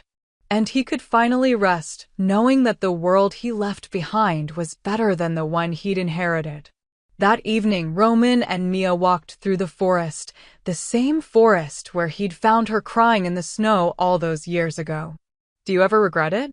Roman asked. The pain? The suffering? The years we lost? Mia was quiet for a long moment. Sometimes, she admitted. I wish we'd had those 3 years. I wish Luna had been born into peace instead of conflict. I wish you hadn't had to fight so hard to remember me. She stopped walking, turning to face him. But Roman, if it had been easy, if the council had just accepted us, if there'd been no prophecy, no battle, would we have changed anything? Would Luna have awakened the old ways? Would thousands of wolves have found freedom? She cupped his face. Our pain had purpose. Our suffering created change. Our love literally transformed the world. And when I look at everything we've built, everyone we've saved, every life that's better because Luna exists. Her voice broke. I wouldn't change a thing. Because it was worth it. All of it. Every tear. Every battle. Every moment of fear. It was worth it to see this. To live in this world. To know our daughter will raise her children in freedom instead of oppression. Roman kissed her, deep and reverent and full of 25 years of devotion. I love you, he said simply. More than words can express. More than actions can show. You are and will always be the best choice I ever made. I love you too, Mia said. My mate. My alpha. My home. They stood there in the forest, in the place where their second chance had begun, and watched the moon rise full and bright and eternal. The goddess's light. The same light that had guided them through darkness. The same light that would guide their children and their children's children. Forever. And somewhere, in a realm beyond mortal understanding, the moon goddess smiled. Her children had found their way home. Not through control or domination or fear, but through love. The way she'd always intended. The way it was always meant to be. Oh my gosh, you guys. That was everything. Roman and Mia got their perfect ending. Luna stepped into her destiny, and the entire world transformed because one family chose love over power. I'm literally crying as I write this. Thank you so much for going on this journey with me. If you love this story, please hit that subscribe button and drop a comment telling me your favorite moment. Was it when Roman first remembered Mia? When Luna awakened her power? When they defeated Cain? I want to hear everything. And if you want more stories like this, epic romances, powerful heroines, alphas who learn that real strength comes from the heart, make sure you're subscribed because I have so many more incredible tales to share with you. Until next time, remember, love conquers all, family is everything, and sometimes the greatest power is choosing to be kind. Keep believing in happily ever afters, beautiful souls.